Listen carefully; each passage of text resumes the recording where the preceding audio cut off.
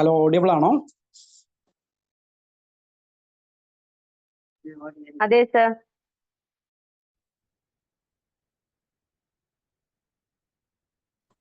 അപ്പോൾ തീർച്ചയായിട്ടും ഇന്നത്തെ സെഷൻ എന്ന് പറയുന്നത് നമ്മുടെ കുട്ടികളുടെ മേഖലയുടെ അവകാശങ്ങളും അതുമായി ബന്ധപ്പെട്ട പദ്ധതികളെ കുറിച്ചൊക്കെയാണ് വിശദീകരിക്കുന്നത്. നമുക്ക് ഇന്നത്തെ സെഷൻ കൈകാര്യം ചെയ്യുന്നത് ശ്രീ മനീഷ് സാറാണ്. അദ്ദേഹത്തെ കുറിച്ച് പറയുകയാണെങ്കിൽ പതിറ്റാണ്ടുകളായുള്ള കുട്ടികളുടെ മേഖലയിൽ പ്രവർത്തിക്കുന്ന വ്യക്തിയാണ്. ചൈൽഡ് ലൈൻ നോഡൽ കോർഡിനേറ്റർ തിരുവനന്തപുരത്തായിരുന്നു അദ്ദേഹത്തിന്റെ കൂടുതൽ സേവനം ഉണ്ടായിട്ടുള്ളത്. പിന്നീട് വിവിധ പദ്ധതികളിലും അതുപോലെ തന്നെ പോളിസികളൊക്കെ നടപ്പിലാക്കുന്ന സമയത്ത് അദ്ദേഹത്തിന്റെ സേവനം കേരളത്തിലെ കുട്ടികൾക്ക് ലഭിച്ചിട്ടുള്ളതാണ്. ഇപ്പോൾ അദ്ദേഹം വർക്ക് ചെയ്യുന്നത് യൂണിസെഫിലാണ്. കേരള സോഷ്യൽ കൺസൾട്ടന്റ് ആയിട്ട് അദ്ദേഹം വർക്ക് ചെയ്യുന്നത്. അപ്പോൾ സ്നേഹത്തോടെ ദിശ പാലക്കാടിന്റെ നേതൃത്വം നടത്തുന്ന ഈ വെബിനാറിലേക്ക് ശ്രീ മനീഷ് സാറെ ക്ഷണിച്ചുകൊള്ളുന്നു. Sir, welcome sir. Thank you Abdul Rahim ji. കേൾക്കാമോ? ഓഡിബിൾ ആണല്ലോ അല്ലേ? ടീച്ചർമാരെ ഒന്ന് റെസ്പോണ്ട് ചെയ്തേ.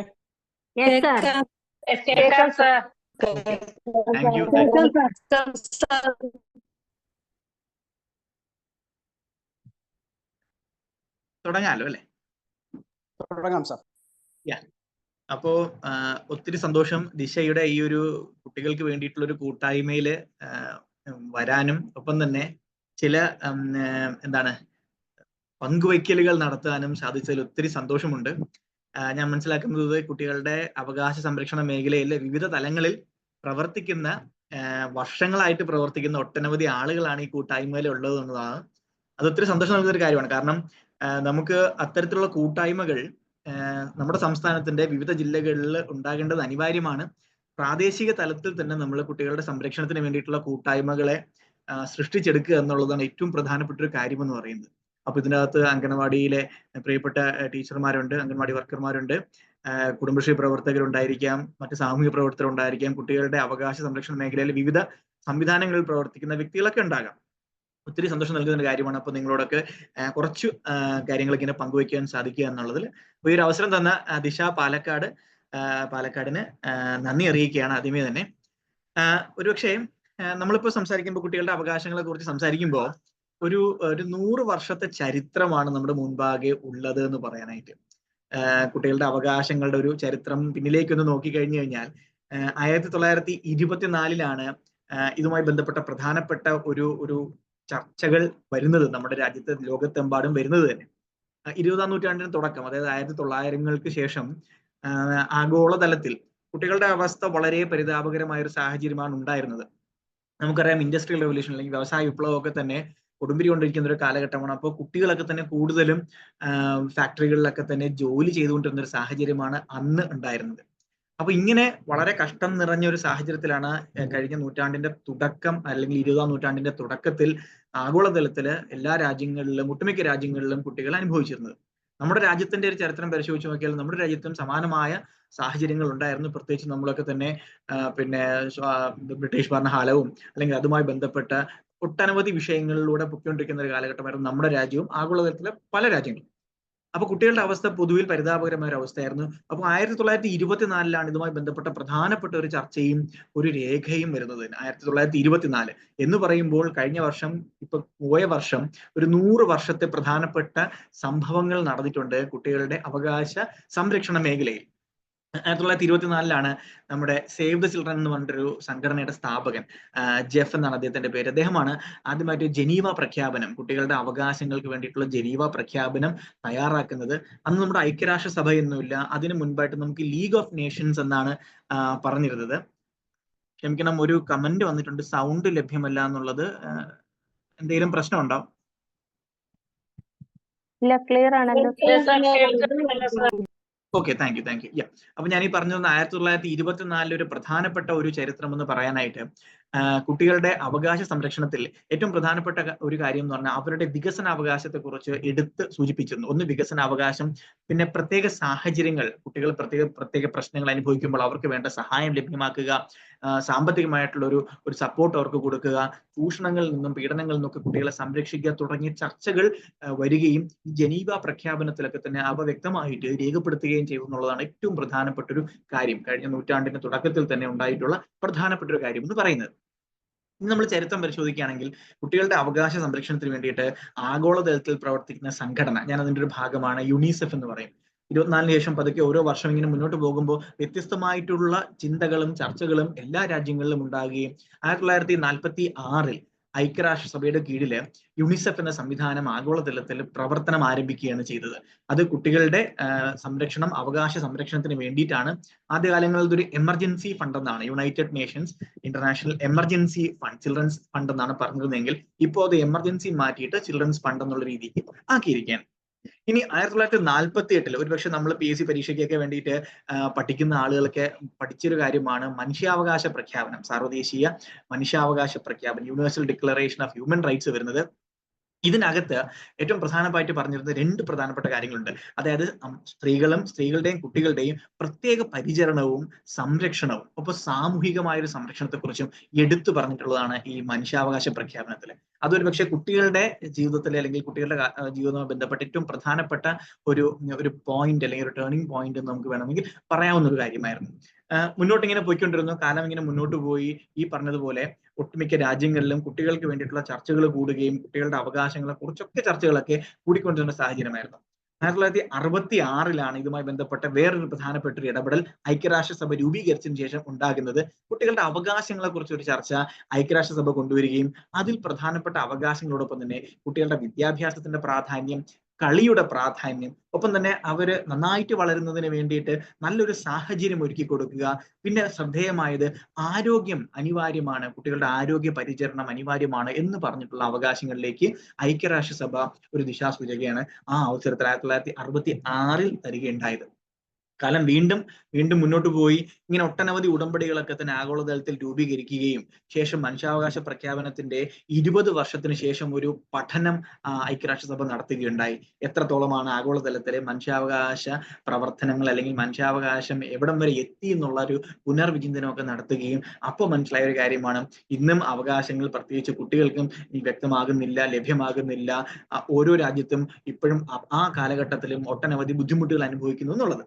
അതിന്റെ തുടർച്ചയായിട്ട് പിന്നെയും ചർച്ചകളൊക്കെ ഉണ്ടാകുകയും ശേഷമാണ് അന്താരാഷ്ട്ര തൊഴിൽ സംഘടന 1973 ഏറ്റവും പ്രധാനപ്പെട്ട ഒരു ഉടമ്പടി അല്ലെങ്കിൽ ഒരു കൺവെൻഷൻ 138 എന്ന് പറയുന്ന ഒരു കൺവെൻഷൻ. അതിൽ ഏറ്റവും പ്രധാനപ്പെട്ട ഒരു കാര്യം 18 വയസ്സായിരുന്നു ഏറ്റവും ചെറിയ പ്രായം എന്ന് പറഞ്ഞു കഴിഞ്ഞാൽ ജോലി ചെയ്യുന്ന കുട്ടികളുടെ പ്രായത്തിൽ 18 വയസ്സിന് താഴെ ജോലി ചെയ്യിപ്പിക്കാൻ പാടില്ല എന്ന് പറയുന്നത് 1973 വന്ന പ്രധാനപ്പെട്ട ഒരു നേട്ടമായിരുന്നു എന്ന് പറയാവുന്നു.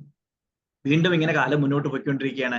പിന്നീട് നമ്മൾ ചരിത്രം പരിശോധിച്ച് നോക്കുകയാണെങ്കിൽ ഏറ്റവും പ്രധാനപ്പെട്ട ഒരു വർഷമാണ് 1989 എന്ന് പറയുന്നത്. ഇത് നമ്മൾ മനസ്സിലാക്കേണ്ടത് കുട്ടികളുടെ അവകാശ ഉടമ്പടി ആഗോളതലത്തിൽ രൂപം വന്ന ഏറ്റവും പ്രധാനപ്പെട്ട ഒരു വർഷമാണ്. ഇത് ഓർത്തിരിക്കേണ്ടതാണ്. 1989 നവംബർ 20 അപ്പൊ ഇത് നമ്മൾ ഓർത്തിരിക്കാനായിട്ട് UNCRC എന്നാണ് നമ്മൾ പറയുന്നത്, United nations convention on the rights of the child, ഐക്യരാഷ്ട്രസഭയുടെ കുട്ടികളുടെ അവകാശ ഉടമ്പടി എന്ന് പറയുന്നത്. നമ്മൾ നവംബർ 20 ഇന്റർനാഷണൽ ചിൽഡ്രൻസ് ഡേ ആയിട്ട് നമ്മൾ എല്ലാ രാജ്യങ്ങളും ആചരിക്കുന്ന ഒരു ദിവസമാണ്. ഇന്റർനാഷണൽ ചിൽഡ്രൻസ് ഡേ നമ്മൾ അംഗനവാടികളിലും സ്കൂളുകളിലും ഒക്കെ തന്നെ ഒട്ടനവധി പരിപാടികൾ നടത്താറുണ്ട്. നമ്മുടെ രാജ്യത്ത് നവംബർ 14 ചിൽഡ്രൻസ് ഡേ ഉണ്ട്, നവംബർ 20 ഇന്റർനാഷണൽ ചിൽഡ്രൻസ് ഡേ. അപ്പൊ നവംബർ 14 തൊട്ട് 20 വരെ നമ്മൾ ഒരു ചൈൽഡ് റൈറ്റ്സ് വീക്ക് ആയിട്ട് വർഷങ്ങളോളം ഇങ്ങനെ ആചരിച്ചു വരുന്ന ഒരു കാലമായിരുന്നു. നമുക്ക് ഒത്തിരി ദിനാചരണങ്ങളുണ്ട്. അപ്പോൾ ഏറ്റവും കൂടുതൽ താഴെത്തട്ടിലേക്ക് ഈ ദിനാചരണങ്ങളെ കൊണ്ടുപോകുന്നത് നമ്മുടെ അംഗനവാടി വർക്കർമാരാണ്. അപ്പൊ അംഗനവാടികൾ വ്യത്യസ്തമായ പരിപാടികൾ ആസൂത്രണം ചെയ്യുന്നു, സ്കൂൾ തലത്തിലൊക്കെ ചെയ്യുന്നു. ഞാൻ പറഞ്ഞു വന്നത് 1989 UNCRC അഥവാ കുട്ടികളുടെ അവകാശ ഉടമ്പടി പ്രാബല്യത്തിൽ വന്ന വർഷം എന്ന് പറയുന്നത്. ഇതിനകത്താണ് പ്രധാനമായിട്ടും, അതിനുശേഷം ഒരുപാട് മാറ്റങ്ങൾ വന്നിട്ടുണ്ട് കേട്ടോ. അതിനുശേഷം വ്യത്യസ്തമായിട്ടുള്ള ആഗോളതലത്തിലെ ഉടമ്പടികൾ ഉണ്ടായിട്ടുണ്ട്, കുട്ടികൾ കൂട്ടായ്മകൾ വിവിധ രാജ്യങ്ങളിൽ ചെയ്തിട്ടുണ്ട്, നൈരൂപീകരണം നടത്തിയിട്ടുണ്ട്. ഈ കുട്ടികളുടെ അവകാശ ഉടമ്പടി കാലക്രമത്തിൽ ഓരോ ലോകരാജ്യങ്ങളും ഒപ്പിടുകയും ചെയ്തു. നമ്മുടെ രാജ്യം ഇന്ത്യ ഒപ്പുവെക്കുന്നത് 92 ഡിസംബർ 11 അപ്പൊ 1989 ആഗോളതലത്തിൽ ഉടമ്പടി ഐക്യരാഷ്ട്രസഭ കൊണ്ടുവരികയും ശേഷം കുറച്ച് വർഷങ്ങൾക്ക് ശേഷം 1992 ഡിസംബർ 11 നമ്മുടെ രാജ്യം ഈ ഉടമ്പടി ഒപ്പുവെക്കുകയും ചെയ്തു. അപ്പൊ അന്ന് തൊട്ട് കുട്ടികളുടെ അവകാശ ഉടമ്പടി നമ്മുടെ രാജ്യത്തും പ്രാബല്യത്തിൽ വരികയും അതിൽ വ്യക്തമായിട്ട് പറഞ്ഞിട്ടുള്ള 4 അവകാശങ്ങൾ, ഒരുപക്ഷെ സർവൈവല്, പ്രൊട്ടക്ഷൻ, ഡെവലപ്മെന്റ്, പാർട്ടിസിപ്പേഷൻ, അതിജീവനം, സംരക്ഷണം, വികസനം, പങ്കാളിത്തം, ഈ 4 അവകാശങ്ങളാണ് കുട്ടികളുടെ പ്രധാനപ്പെട്ട അവകാശങ്ങൾ ഐക്യരാഷ്ട്രസഭയുടെ ഉടമ്പടിയിൽ പറയുന്നത്. അപ്പോ അങ്ങനെ ഈ 4 അവകാശങ്ങൾ മാത്രമല്ല, ശരിക്കും പറഞ്ഞാൽ 42 അവകാശങ്ങൾ ഈ കുട്ടികളുടെ അവകാശ ഉടമ്പടി നമ്മൾ പരിശോധിച്ചു കഴിഞ്ഞാൽ 1 തൊട്ട് 42 വരെ വിവിധ അവകാശങ്ങൾ അതിൻ്റെ അകത്ത് രേഖപ്പെടുത്തിയിട്ടുണ്ട്. ഈ 42 അവകാശങ്ങളെയും ക്രോഡീകരിച്ചുകൊണ്ടാണ് 4 വ്യത്യസ്ത തലത്തിലേക്ക് അല്ലെങ്കിൽ വ്യത്യസ്ത തൂണുകളാക്കിയിരിക്കുന്നത്. അപ്പൊ 1 തൊട്ട് 42 വരെയുള്ള അവകാശങ്ങളെ 4 തൂണുകളുടെ കീഴിലാണ് ഐക്യരാഷ്ട്രസഭയുടെ ഉടമ്പടി കൊണ്ടുവന്നിരിക്കുന്നത്. ഇവിടെയാണ് കുട്ടികളുടെ പ്രായം എന്ന് പറഞ്ഞാൽ 0 മുതൽ 18 വയസ്സ് വരെ എന്ന് വ്യക്തമാക്കിയിരിക്കുന്നത്. പക്ഷെ ശ്രദ്ധേയമായ ഒരു കാര്യം, ഇപ്പോഴും ഇന്നും നമ്മുടെ രാജ്യത്തും നമ്മുടെ സംസ്ഥാനത്തും നമ്മുടെ പല പ്രദേശങ്ങളിലും കുട്ടികളുടെ പ്രായം എത്രയെന്നാൽ ചോദിച്ചാൽ ഇപ്പോഴും ആളുകൾക്ക് ഒരു വ്യക്തമായ ധാരണ ഇല്ല എന്നുള്ളത്. ഒരുപക്ഷെ നമ്മുടെ പ്രവർത്തനങ്ങൾ ഏറ്റവും അനിവാര്യമായത് ജനങ്ങളുടെ ഇടയിലെ ഇത്തരം ആശയക്കുഴപ്പം നമ്മളത് മാറ്റുക എന്നുള്ളതാണ്. ചൈൽഡ് എന്ന് പറയുമ്പോൾ അന്താരാഷ്ട്ര ഉടമ്പടി പ്രകാരം നമ്മുടെ രാജ്യം അംഗീകരിച്ച ഈ UNCRC ഉടമ്പടി പ്രകാരം നമ്മുടെ രാജ്യത്തെ നിയമങ്ങളും നയങ്ങളും പദ്ധതികളും ഒക്കെ പ്രകാരം 0 എന്ന് പറയുമ്പോൾ അമ്മയുടെ ഉദരത്തിൽ ശിശു ആകുന്നത് മുതൽ 0 മുതൽ 18 വയസ്സ് വരെ എന്നുള്ളതായിരിക്കണം നമ്മൾ താഴെത്തട്ടിലേക്ക് കൊണ്ടു ചെല്ലേണ്ടത്. കാരണം ഇന്നും നമ്മുടെ കേരള സമൂഹത്തില് 18 വരെയാണ്, അല്ലെങ്കിൽ 0 തൊട്ട് 18 വരെയാണ് കുട്ടി എന്നുള്ള പ്രായം ഇന്നും വ്യക്തമല്ല എന്നുള്ളതാണ്. അപ്പൊ ഞാൻ ഈ സൂചിപ്പിച്ച 4 അവകാശങ്ങൾ 1 തൊട്ട് 42 വരെയുള്ള ആർട്ടിക്കിളുകളെ ക്രോഡീകരിച്ചുകൊണ്ട് കുട്ടികളുടെ അവകാശങ്ങളെ 4 തൂണുകളാക്കി തരംതിരിച്ചിട്ടുണ്ട്. Survival, protection, development, participation. ഓർത്തിരിക്കാനായിട്ട് നമുക്ക് SPDD എന്നോ SDP എന്നോ ഒക്കെ നമുക്ക് ഓർത്തിരിക്കാം. അപ്പൊ അതിജീവനം സർവൈവൽ, ഡെവലപ്മെന്റ് വികസനാവകാശം, പ്രൊട്ടക്ഷൻ സംരക്ഷണാവകാശം, പാർട്ടിസിപ്പേഷൻ പങ്കാളിത്താവകാശം. ഇതാണ് പ്രധാനമായും കുട്ടികൾക്കുള്ള 4 അവകാശങ്ങൾ എന്ന് പറയുന്നത്. അപ്പൊ നമ്മൾ ഇതിനെക്കുറിച്ചൊക്കെ ഒന്ന് ചിന്തിച്ചു നോക്കിക്കഴിഞ്ഞാൽ ഒരുപക്ഷെ ഞാൻ ആലോചിക്കുന്നത് നമ്മുടെ കേരളത്തിന്റെ ഒരു കോണ്ടെക്സ്റ്റും കൂടെ ഒന്ന് സംസാരിക്കാന്ന് വിചാരിക്കാം. ഈ 4 അവകാശങ്ങളും ഇതിനകത്ത് നമ്മുടെ ഒരു പങ്ക് എന്താണ് എന്നുള്ളത്. അപ്പൊ ഇവിടെ മനസ്സിലാക്കേണ്ട ഒരു കാര്യം എന്ന് പറഞ്ഞു കഴിഞ്ഞാൽ ഏറ്റവും പ്രധാനപ്പെട്ട ചൈൽഡ് സർവൈവൽ നമ്മൾ എടുക്കുകയാണ്. അതിലെ അതിജീവനം, ഈ കൂട്ടായ്മയിൽ തന്നെയുള്ള ഒത്തിരി ആളുകൾ ഈ മേഖലയിൽ പ്രവർത്തിക്കുന്ന ആളുകളാണ്. അപ്പൊ അതിജീവനത്തിൽ ഏറ്റവും പ്രധാനമായിട്ട് വരുന്നത് ജനിക്കുവാനുള്ള അവകാശമാണ്, ആരോഗ്യം ഉണ്ടാകണം, പോഷകാഹാരം ഉണ്ടാകണം, മതിയായ ജീവിത സൗകര്യങ്ങളൊക്കെ ഉണ്ടാകണം എന്നുള്ളതാണ്. പക്ഷെ ഇവിടെ നമ്മൾ ശ്രദ്ധിക്കേണ്ട ഒരു കാര്യം എന്ന് പറഞ്ഞു കഴിഞ്ഞാൽ ആഗോളതലത്തിലും നമ്മുടെ ദേശീയ തലത്തിലും ഒക്കെ തന്നെ കുട്ടികളുടെ അതിജീവനവുമായി ബന്ധപ്പെട്ട് പറയുന്ന ഏറ്റവും പ്രധാനപ്പെട്ട കുറച്ച് ദിവസങ്ങളുണ്ട്. നമ്മൾ ഈ മേഖലയിൽ പ്രവർത്തിക്കുന്ന ആളുകളാണ്, നമുക്കറിയാം. നമ്മൾ പൊതുജനങ്ങളുടെ ഇടയിൽ ബോധവൽക്കരണം നടത്തുന്ന ആളുകളാണ്. ആദ്യത്തെ 1000 ദിവസങ്ങളുടെ പ്രാധാന്യം, അതായത് അമ്മയുടെ ഉദരത്തിൽ ഉണ്ടാകുന്നത് മുതൽ 9 മാസം അമ്മയുടെ ഉള്ളിലും, ശേഷം 1ാമത്തെ വർഷം കുട്ടിയുടെ 1ാമത്തെ ജന്മദിനം തൊട്ട് 2ാമത്തെ ജന്മദിനം, അപ്പോൾ അങ്ങനെ 275 + 365 + 365 എന്ന് പറയുന്ന ആദ്യത്തെ 1000 ദിവസങ്ങളാണ് ഏറ്റവും പ്രധാനമായിട്ടും ആഗോളതലത്തിലൊക്കെ തന്നെ വളരെ പ്രചാരത്തോടെ കുട്ടികളുടെ അതിജീവനത്തിലെ ഏറ്റവും പ്രധാനപ്പെട്ട കാര്യം എന്ന് പറഞ്ഞാൽ ഈ 1000 ദിവസങ്ങളിൽ അമ്മയ്ക്ക് കിട്ടുന്ന പോഷകാഹാരം, അമ്മയ്ക്ക് കിട്ടുന്ന പ്രതിരോധ കുത്തിവയ്പ്പുകള്, വൈദ്യപരിശോധന, കുഞ്ഞ് ജനിച്ചതിന് ശേഷം കുഞ്ഞ് ജനിച്ച ഉടനെ കിട്ടുന്ന മുലപ്പാൽ, കൊളസ്ട്രോൾ അടങ്ങിയ മഞ്ഞ നിറമുള്ള മുലപ്പാൽ കുടിക്കുന്നു, ശേഷം 6 മാസം വരെ മുലപ്പാൽ മാത്രം, ശേഷം പൂരകാഹാരം, ആ സമയത്ത് തന്നെ കിട്ടുന്ന വൈറ്റമിൻ തുള്ളിമരുന്നുകള്, ഒപ്പം തന്നെയുള്ള പ്രതിരോധ കുത്തിവയ്പ്പുകള്, ഒപ്പം തന്നെ കിട്ടുന്ന സ്നേഹം, പരിചരണം, വാത്സല്യം ഒക്കെ തന്നെയാണ് ഈ ആദ്യത്തെ 1000 ദിവസങ്ങളെ കുട്ടിയെ ഷേപ്പ് ചെയ്യുന്നത്. അപ്പൊ ഈ 1000 ദിവസങ്ങൾ എന്ന് പറയുമ്പോൾ ഒരു ജീവിതത്തിന്റെ സുപ്രധാനമായിട്ടുള്ള ഒരു ജാലകമാണ്, വിൻഡോ ഫോർ ലൈഫ് എന്നുള്ളത് ഒരു പ്രധാനപ്പെട്ട ഒരു ജാലകമാണ് കുട്ടികളുടെ എന്ന് പറയുന്നത്. ഇതൊക്കെ നമ്മളെ ഫീൽഡ് ലെവലിലൊക്കെ തന്നെ നമ്മൾ എല്ലാവരോടും പറയുന്ന ഒരു കാര്യമാണ്. ഒരു പക്ഷേ അംഗൻവാടിയിലെ പ്രിയ ചേച്ചിമാരൊക്കെ തന്നെ ഇതിനെക്കുറിച്ച് എപ്പോഴും ഇങ്ങനെ ബോധവൽക്കരണം നടത്തിക്കൊണ്ടിരിക്കുന്നത്. പക്ഷെ ഇന്നും നമ്മുടെ സമൂഹത്തില് 1000 ദിവസങ്ങളുടെ പ്രാധാന്യം വളരെ വേണ്ടപ്പെട്ട രീതിയിൽ എത്തിയിട്ടില്ല എന്നാണ് ഞാൻ പലപ്പോഴും ചിന്തിക്കുന്ന ഒരു കാര്യം. അപ്പൊ 1000 ദിവസങ്ങൾ നമ്മൾ ഏറ്റവും പ്രധാനം അത് ഈ സർവൈവൽ എന്നുള്ള അവകാശത്തില് 2ാമതും മുലയൂട്ടലാണ്. അത് നമുക്കറിയാം. ആദ്യത്തെ 1 മണിക്കൂറിനുള്ളിലുള്ള ഗോൾഡൻ അവറിലെ ബ്രസ്റ്റ് ഫീഡിങ്, ശേഷം 6 മാസക്കാലം മുലപ്പാൽ മാത്രം കുട്ടിക്ക് ലഭിക്കേണ്ടത്, അതിനുശേഷമുള്ള പൂരകാഹാരം 6 മാസത്തിന് ശേഷം, പിന്നെ പ്രതിരോധ കുത്തിവയ്പ്പുകൾ. ഇനി ഏറ്റവും പ്രധാനം ശുചിത്വമാണ്. ആ പ്രായത്തിലെ കുട്ടികളെ ശുചിത്വത്തെക്കുറിച്ചും അവരുടെ സംരക്ഷണമൊക്കെ തന്നെ ഈ കൂട്ടത്തിൽ വരുന്നൊരു കാര്യമാണ്. ഇവിടെ ശ്രദ്ധിക്കേണ്ട ഒരു കാര്യമാണ്, പലപ്പോഴും നമ്മുടെ സംസ്ഥാനത്തായാൽ പോലും ചില പ്രത്യേക ഇടങ്ങളിലൊക്കെ തന്നെയും കുട്ടികൾക്ക് ഇത്തരം ബുദ്ധിമുട്ടുകൾ പലപ്പോഴും നമ്മുടെ കണക്കുകൾ, ദേശീയ കുടുംബാരോഗ്യ സർവേയുടെ കണക്കുകളൊക്കെ പരിശോധിച്ചു കഴിഞ്ഞാൽ നമുക്ക് ശ്രദ്ധിക്കേണ്ട ഒരു കാര്യം, ഓരോ അവകാശങ്ങൾക്കും പരിശോധിക്കുന്നതിന് വേണ്ടിയിട്ട് വ്യത്യസ്തമായ സൂചകങ്ങൾ വിവിധ സർക്കാർ വകുപ്പുകൾ തയ്യാറാക്കിയിട്ടുണ്ട്. അപ്പൊ ഇവിടെ അതിജീവന അവകാശത്തിൽ ഏറ്റവും പ്രധാനമായിട്ട് പ്രവർത്തിക്കുന്ന 2 വകുപ്പുകളുടെ പേരെടുത്ത് പറയാമെങ്കിൽ, ഒന്ന് വനിതാ ശിശു വികസന വകുപ്പും രണ്ടാമത് ആരോഗ്യ വകുപ്പാണ്, ആരോഗ്യ കുടുംബക്ഷേമ വകുപ്പാണ്. ഒപ്പം തന്നെ ആരോഗ്യ കേരളം അല്ലെങ്കിൽ ദേശീയ ആരോഗ്യ ദൗത്യം. അപ്പൊ ഇവരാണ് ഏറ്റവും കൂടുതലായിട്ട് കുട്ടികളുടെ സർവൈവലിൽ ഏറ്റവും പ്രധാനമായിട്ട് ഇടപെടുന്നത് എന്നുള്ളത്. നമ്മളെ ഫ്രണ്ട് ലൈൻ വർക്കേഴ്സ് എന്ന് നമ്മൾ പറയുന്ന മുന്നണി പോരാളികൾ, അംഗനവാടി വർക്കർമാരും ആശാ വർക്കർമാരും ഒപ്പം JPHN തുടങ്ങിയ സംവിധാനങ്ങളാണ് ഈ സർവൈവൽ അവകാശത്തെ അതിന്റെ പൂർണ്ണതയിലേക്ക് എത്തിക്കാനായിട്ട് ശ്രമിക്കുന്നത്. അപ്പൊ നമുക്ക് ഒരുപാട് സിസ്റ്റംസ് ഉണ്ട്. അംഗൻവാടി സിസ്റ്റം നമുക്കറിയാം, പിന്നെ ജനനി സുരക്ഷാ യോജന നമുക്കറിയാം, പ്രധാനമന്ത്രി മാതൃവന്ദന യോജന നമുക്കറിയാം, മിഷൻ കുറിച്ച് നമുക്കറിയാം, പിന്നെ അമ്മയും കുഞ്ഞും card, mother and child protection card ഒക്കെ തന്നെ ഇതുമായി ചേർന്ന് നിൽക്കുന്ന സംവിധാനങ്ങളാണ്, പദ്ധതികളാണ്. മിഷൻ പോഷൻ എന്നുള്ളത് നമുക്കറിയാം, അതായത് നമ്മുടെ പിന്നെ പോഷകാഹാര പദ്ധതിയായിട്ടുള്ള പോഷൺ അഭിയാന്റെ തുടർച്ചയായിട്ട് സമ്പുഷ്ട കേരളം എന്ന് നമ്മുടെ കേരളത്തിൽ പ്രവർത്തിച്ചിരുന്നു. ശേഷം മിഷൻ പോഷൺ എന്ന പേരിൽ ഇപ്പോൾ പ്രവർത്തിക്കുന്നുണ്ട്. അപ്പൊ ഇങ്ങനെ ഒരുപാട്, ഒപ്പം സ്വച്ഛ ഭാരത് അഭിയാൻ, ശുചിത്വത്തിനെയും കുടിവെള്ളത്തിനെയും പ്രോത്സാഹിപ്പിക്കുന്നതിനുള്ള ജൽജീവൻ മിഷൻ, പ്രധാനമന്ത്രി മാതൃവന്ദന യോജന തുടങ്ങിയ വ്യത്യസ്ത പരിപാടികൾ കുട്ടികളുടെ സർവൈവൽ പ്രൊമോട്ട് ചെയ്യാനായിട്ട് നമ്മുടെ രാജ്യത്ത്, നമ്മുടെ സംസ്ഥാനത്ത് പ്രവർത്തിക്കുന്നുണ്ട്. ഒപ്പം നമ്മുടെ ഫ്രണ്ട് ലൈൻ വർക്കേഴ്സും ഉണ്ട്. ഇനി ആരോഗ്യ കേരളത്തിന്റെ പ്രധാനപ്പെട്ട ഇടപെടലുകളൊക്കെ നമുക്കറിയാം, വനിതാ ശിശു വികസന വകുപ്പ് നടത്തുന്നൊക്കെ തന്നെ നമുക്കറിയാം, കുട്ടികളുടെ സർവൈവല് അപ്ലിഫ്റ്റ് ചെയ്യാനായിട്ട്. പക്ഷെ ഇന്ന് നമ്മുടെ കേരളത്തിന്റെ ചില സൂചകങ്ങൾ പരിശോധിച്ചു കഴിഞ്ഞാൽ, പ്രത്യേകിച്ച് ദേശീയ കുടുംബാരോഗ്യ സർവേ, ഏറ്റവും റീസെന്റ് ആയിട്ട് ഇറങ്ങിയിട്ടുള്ള 2020 പുറത്തു വന്ന ദേശീയ കുടുംബാരോഗ്യ സർവേ 5ന്റെ കണക്കുകൾ പരിശോധിച്ചു കഴിഞ്ഞാൽ, ഇന്നും ചില മേഖലകളിൽ പ്രതിരോധ കുത്തിവയ്പ്പുകളാവട്ടെ, മുലയൂട്ടലാവട്ടെ, IMR, ഇത് ചില മേഖലകളിലൊക്കെ തന്നെ ഇപ്പോഴും, പിന്നെ വിളർച്ചയുടെ കാര്യമാവട്ടെ, ഒക്കെ തന്നെ ചില മേഖലകളിലൊക്കെ തന്നെ ഇപ്പോഴും ചില ന്യൂനതകളൊക്കെ സംഭവിക്കുന്നു എന്നുള്ളതാണ്.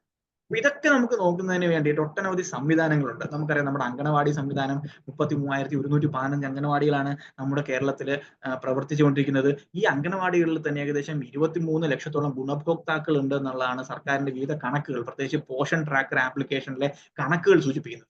കഴിഞ്ഞ വർഷം വരെ ഈ ഗുണഭോക്താക്കൾക്കിടയിൽ 2 ലക്ഷത്തോളം ഗർഭിണികളും 1.5 ലക്ഷത്തോളം മുലയൂട്ടുന്ന അമ്മമാരും, അങ്ങനെ കണക്കുകളൊക്കെ ഉണ്ട്. അപ്പൊ നമ്മൾ ഈ കണക്കുകൾ, നമ്മുടെ ജില്ലയുടെ കണക്കുകൾ, പാലക്കാടിന്റെ കണക്കുകൾ പരിശോധിക്കാം, അതിനു വേണ്ടിയിട്ടുള്ള ഇടപെടലുകൾ നടത്താം, എവിടെയാണ് പോരായ്മ ഉള്ളത് നമുക്ക് നടത്തിയിട്ട് താഴെത്തട്ടിലെ, ഇപ്പോഴും നമ്മുടെ പ്രാദേശിക തലത്തിലെ ഇടപെടലുകളാണ് കുട്ടികളുടെ അവകാശങ്ങൾ സംരക്ഷിക്കാൻ വേണ്ടിയിട്ട് നമുക്ക് ചെയ്യാൻ പറ്റിയ ഏറ്റവും പ്രധാനപ്പെട്ട ഒരു കാര്യം എന്ന് പറയുന്നത്.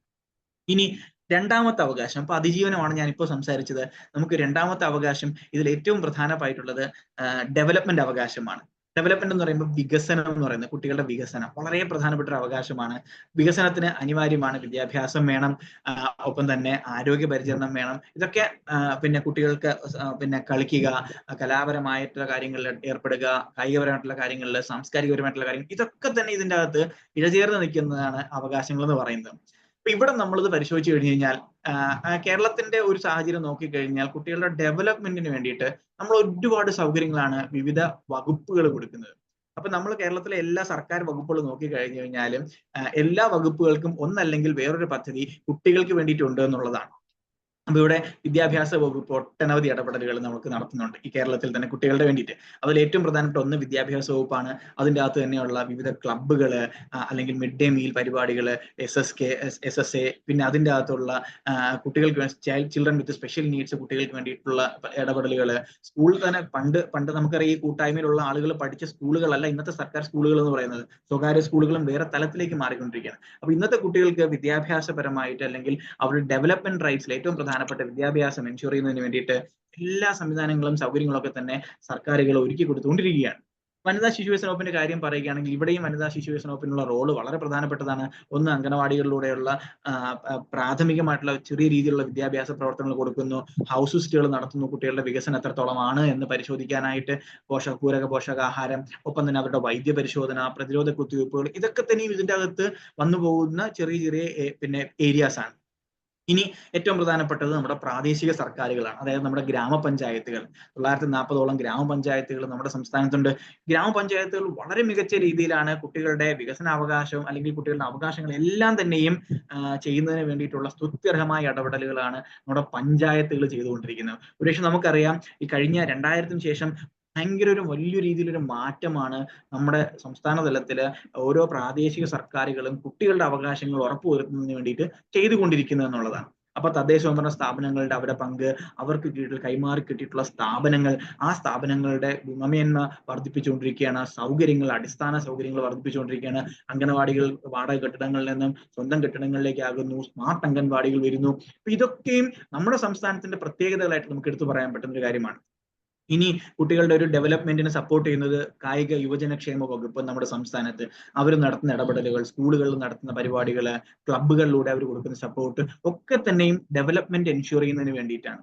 ഒരുപക്ഷെ ഇവിടെ നമ്മൾ വീണ്ടും കണക്കുകൾ പരിശോധിക്കുകയാണെങ്കിൽ കേരളത്തിലെ സ്കൂളുകളുടെയും കുട്ടികളുടെയൊക്കെ എണ്ണം തന്നെ സർക്കാർ വകുപ്പിന്റെ വെബ്സൈറ്റുകളിൽ കിടപ്പുണ്ട്.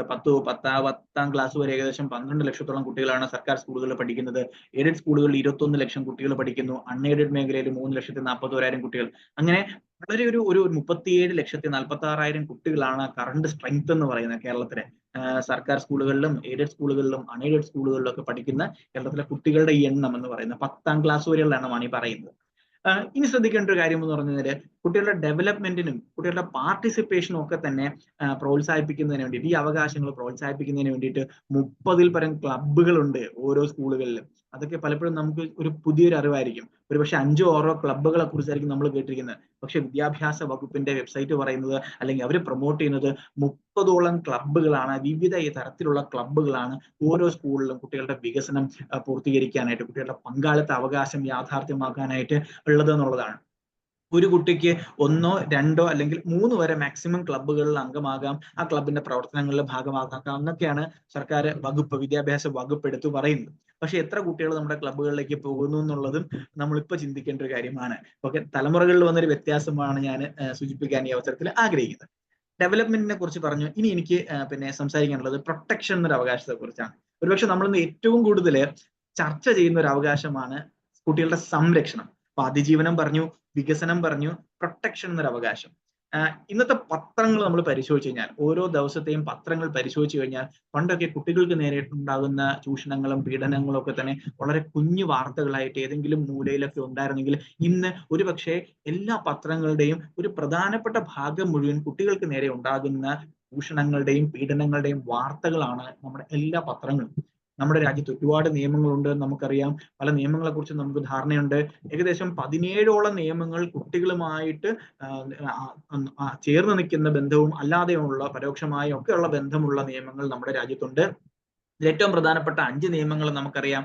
നമ്മൾ ഈ മേഖലയിൽ നിൽക്കുന്ന juvenile justice act, JJ act, POCSO നിയമം, വിദ്യാഭ്യാസ അവകാശ നിയമം, ബാലവേലയ്ക്കെതിരായിട്ടുള്ള നിയമവും ശൈശവ വിവാഹത്തിനെതിരായിട്ടുള്ള നിയമവും. ഈ 5 പ്രധാനപ്പെട്ട നിയമങ്ങളും ഒരുപക്ഷെ ഈ മേഖലയിൽ നിൽക്കുന്ന ആളുകളുടെ ഒരു അടിസ്ഥാന ധാരണ നമ്മൾ രൂപീകരിക്കേണ്ടതുണ്ട്. ഇന്ന് നമ്മൾ ഏറ്റവും കൂടുതൽ കേൾക്കുന്നത് പോക്സോ നിയമത്തെ കുറിച്ചിട്ടാണ്, അല്ലെ? പോക്സോ കേസുകൾ കേരളത്തില് കൂടിക്കൊണ്ടിരിക്കുകയാണ്. കേരള പോലീസിന്റെ വെബ്സൈറ്റ് പരിശോധിച്ചു കഴിഞ്ഞാൽ കുട്ടികൾക്ക് നേരെ ഉണ്ടാകുന്ന അതിക്രമങ്ങൾ, പോക്സോ കേസുകൾ കൂടുന്നു എന്ന് നമുക്കറിയാം. 2012 നിയമം വന്നതിന് ശേഷം കേസുകളുടെ എണ്ണം കൂടിക്കൊണ്ടിരിക്കുകയാണ്, പ്രശ്നങ്ങളും കൂടിക്കൊണ്ടിരിക്കുകയാണ്, കുട്ടികൾക്ക് നേരെ ഉണ്ടാകുന്ന പീഡനങ്ങൾ ഒക്കെ തന്നെ. അപ്പൊ നമുക്കിവിടെ ഒരു അബ്യൂസ് എന്ന് പറയുമ്പോൾ, കുട്ടികൾക്ക് നേരെ ഉണ്ടാകുന്ന ചൂഷണങ്ങളെ അബ്യൂസ് എന്ന് പറയുമ്പോൾ നമുക്ക് ഇമോഷണൽ അബ്യൂസ് എന്നും ഫിസിക്കൽ അബ്യൂസ് എന്നും സെക്ഷൽ അബ്യൂസ് എന്നും ഒപ്പം തന്നെ നെഗ്ലക്ട് എന്നും, അതായത് മാനസികമായിട്ടുള്ള പീഡനം, ശാരീരികമായിട്ടുള്ള പീഡനമെന്നും ലൈംഗികമായിട്ടുള്ള പീഡനമെന്നും ഒപ്പം തന്നെ അവഗണന എന്നും ഒക്കെ തന്നെ നമുക്ക് 4 തരത്തിൽ കുട്ടികൾക്ക് നേരെയുള്ള ചൂഷണങ്ങളെയും പീഡനങ്ങളെയൊക്കെ തന്നെ നമുക്ക് തരംതിരിക്കാൻ സാധിക്കും. ഇത് കേരളത്തിലെ, ഞാൻ പറഞ്ഞല്ലോ,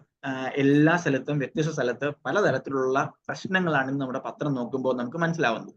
പക്ഷേ കേരളത്തിലെ പണ്ട് ബാലവേല വലിയൊരു പ്രശ്നമായിരുന്നെങ്കിൽ ഇന്ന് ബാലവേലയിൽ ഏർപ്പെടുന്ന കുട്ടികളുടെ എണ്ണം വളരെ കുറവാണ്. അതിഥി തൊഴിലാളികളുടെ മക്കൾ മാത്രമാണ് നമ്മൾ ഒരു പക്ഷേ ഇപ്പോൾ ബാലവേലയിൽ ഏർപ്പെടുന്നത് കാണുന്നത്. സംസ്ഥാനം ബാലവേല വിമുക്ത സംസ്ഥാനമായിട്ടും വിമുക്ത ജില്ലകളുമായിട്ടൊക്കെ തന്നെ പല ആവർത്തി ജൂൺ 12 പ്രഖ്യാപനങ്ങൾ ഉണ്ടായിട്ടുണ്ട്, നടത്തിയിട്ടുണ്ട്. ഇന്ന് നമുക്ക് കേരളത്തിൽ ബാലവേല കുറവാണ്. പക്ഷേ പ്രൊട്ടക്ഷനിലെ ഏറ്റവും പ്രധാനപ്പെട്ട പോക്സോ നിയമത്തിന് കീഴിൽ ഒട്ടനവധി പ്രശ്നങ്ങളാണ് ഇന്ന് കേരളത്തിൽ റിപ്പോർട്ട് ചെയ്തുകൊണ്ടിരിക്കുന്നത്. ഒരുപക്ഷെ ഇതിലും പ്രധാനപ്പെട്ട വകുപ്പുകൾ ഇത് പരിശോധിക്കുന്നതിന് വേണ്ടിയിട്ടും ഇടപെടൽ നടത്തുന്നതിന് വേണ്ടിയിട്ടും ഒന്ന് സംസ്ഥാന വനിതാ ശിശു വികസന വകുപ്പുണ്ട്. വനിതാ ശിശു വികസന വകുപ്പിന് കീഴില് ബാലനീതി നിയമത്തിന് കീഴിലുള്ള ചൈൽഡ് വെൽഫെയർ കമ്മിറ്റികൾ, ജുവനൈൽ ജസ്റ്റിസ് ബോർഡുകളൊക്കെ തന്നെ കുട്ടികൾക്ക് നേരെ ഉണ്ടാകുന്ന ഇത്തരം ഇടപെടലുകളും പ്രശ്നങ്ങളെയൊക്കെ പരിഹരിക്കുന്നതിന് വേണ്ടിയിട്ടുള്ള സംവിധാനങ്ങളാണ്. ഒപ്പം തന്നെ ഫോസ്റ്റർ കെയർ, അഡോപ്ഷൻ, സ്പോൺസർഷിപ്പ് തുടങ്ങിയുള്ള സംവിധാനങ്ങൾ മിഷൻ വാത്സല്യ പദ്ധതിയുടെ കീഴിൽ നടത്തുന്നു. ORC സംവിധാനങ്ങളുണ്ട്.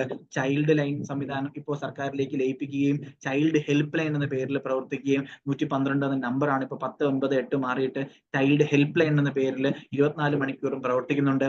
കാവൽ എന്നൊരു പദ്ധതി, കാവൽ പ്ലസ്, ശരണബാല്യം തുടങ്ങിയ ഒട്ടനവധി പ്രവർത്തനങ്ങൾ. ഒപ്പം തന്നെ നമ്മുടെ എല്ലാ സ്കൂളുകളിലും, സർക്കാർ സ്കൂളുകളിലും മിക്ക സ്കൂളുകളിലും കിഷോരി ശാക്തി യോജന, അതായത് മുൻകാലത്തെ കിഷോരി ശാക്തി യോജന എന്ന പദ്ധതി ഇപ്പോൾ psycho social services to adolescent girls എന്ന പദ്ധതി പ്രകാരം സ്കൂൾ കൗൺസിലർമാരെ മിക്ക സ്കൂളുകളിലും, സർക്കാർ സ്കൂളുകളിൽ പ്രവർത്തിക്കുന്നുണ്ട്. സ്വകാര്യ സ്കൂളുകളിലും സ്കൂൾ കൗൺസിലർമാരുടെ സേവനമുണ്ട്. സംവിധാനങ്ങൾ കൂടുന്നതിനനുസരിച്ച് കുട്ടികൾക്ക് നേരെ ഉണ്ടാകുന്ന പീഡന വാർത്തകൾ പുറത്തു വരികയും അതിനനുസരിച്ചുള്ള ഇടപെടലുകൾ പോലീസും നമ്മുടെ നീതിന്യായ സംവിധാനങ്ങളൊക്കെ തന്നെ നടത്തിക്കൊണ്ടിരിക്കുന്നു എന്നുള്ളത് സ്തുത്യർഹമായ ഒരു കാര്യമാണ്. പക്ഷേ കേസുകളുടെ എണ്ണം കൂടിക്കൊണ്ടിരിക്കുന്നത് പലപ്പോഴും നമുക്ക് ഒരു ആശങ്ക ഉളവാക്കുന്ന ഒരു സംഭവം കൂടിയാണ്.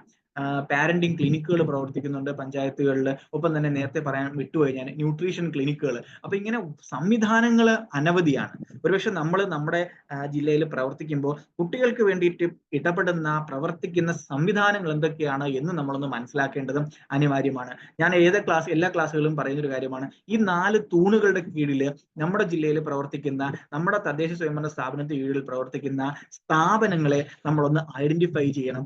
അവരുടെ സേവനങ്ങൾ എന്തൊക്കെയാണെന്ന് മനസ്സിലാക്കുകയും നമ്മുടെ മുൻപാകെ ഒരു കുട്ടി ഒരു പ്രശ്നവുമായിട്ട് വരുമ്പോൾ ആ സേവനത്തിലേക്ക് നമുക്ക് ആ കുട്ടിയെ റെഫർ ചെയ്യാൻ സാധിക്കണം.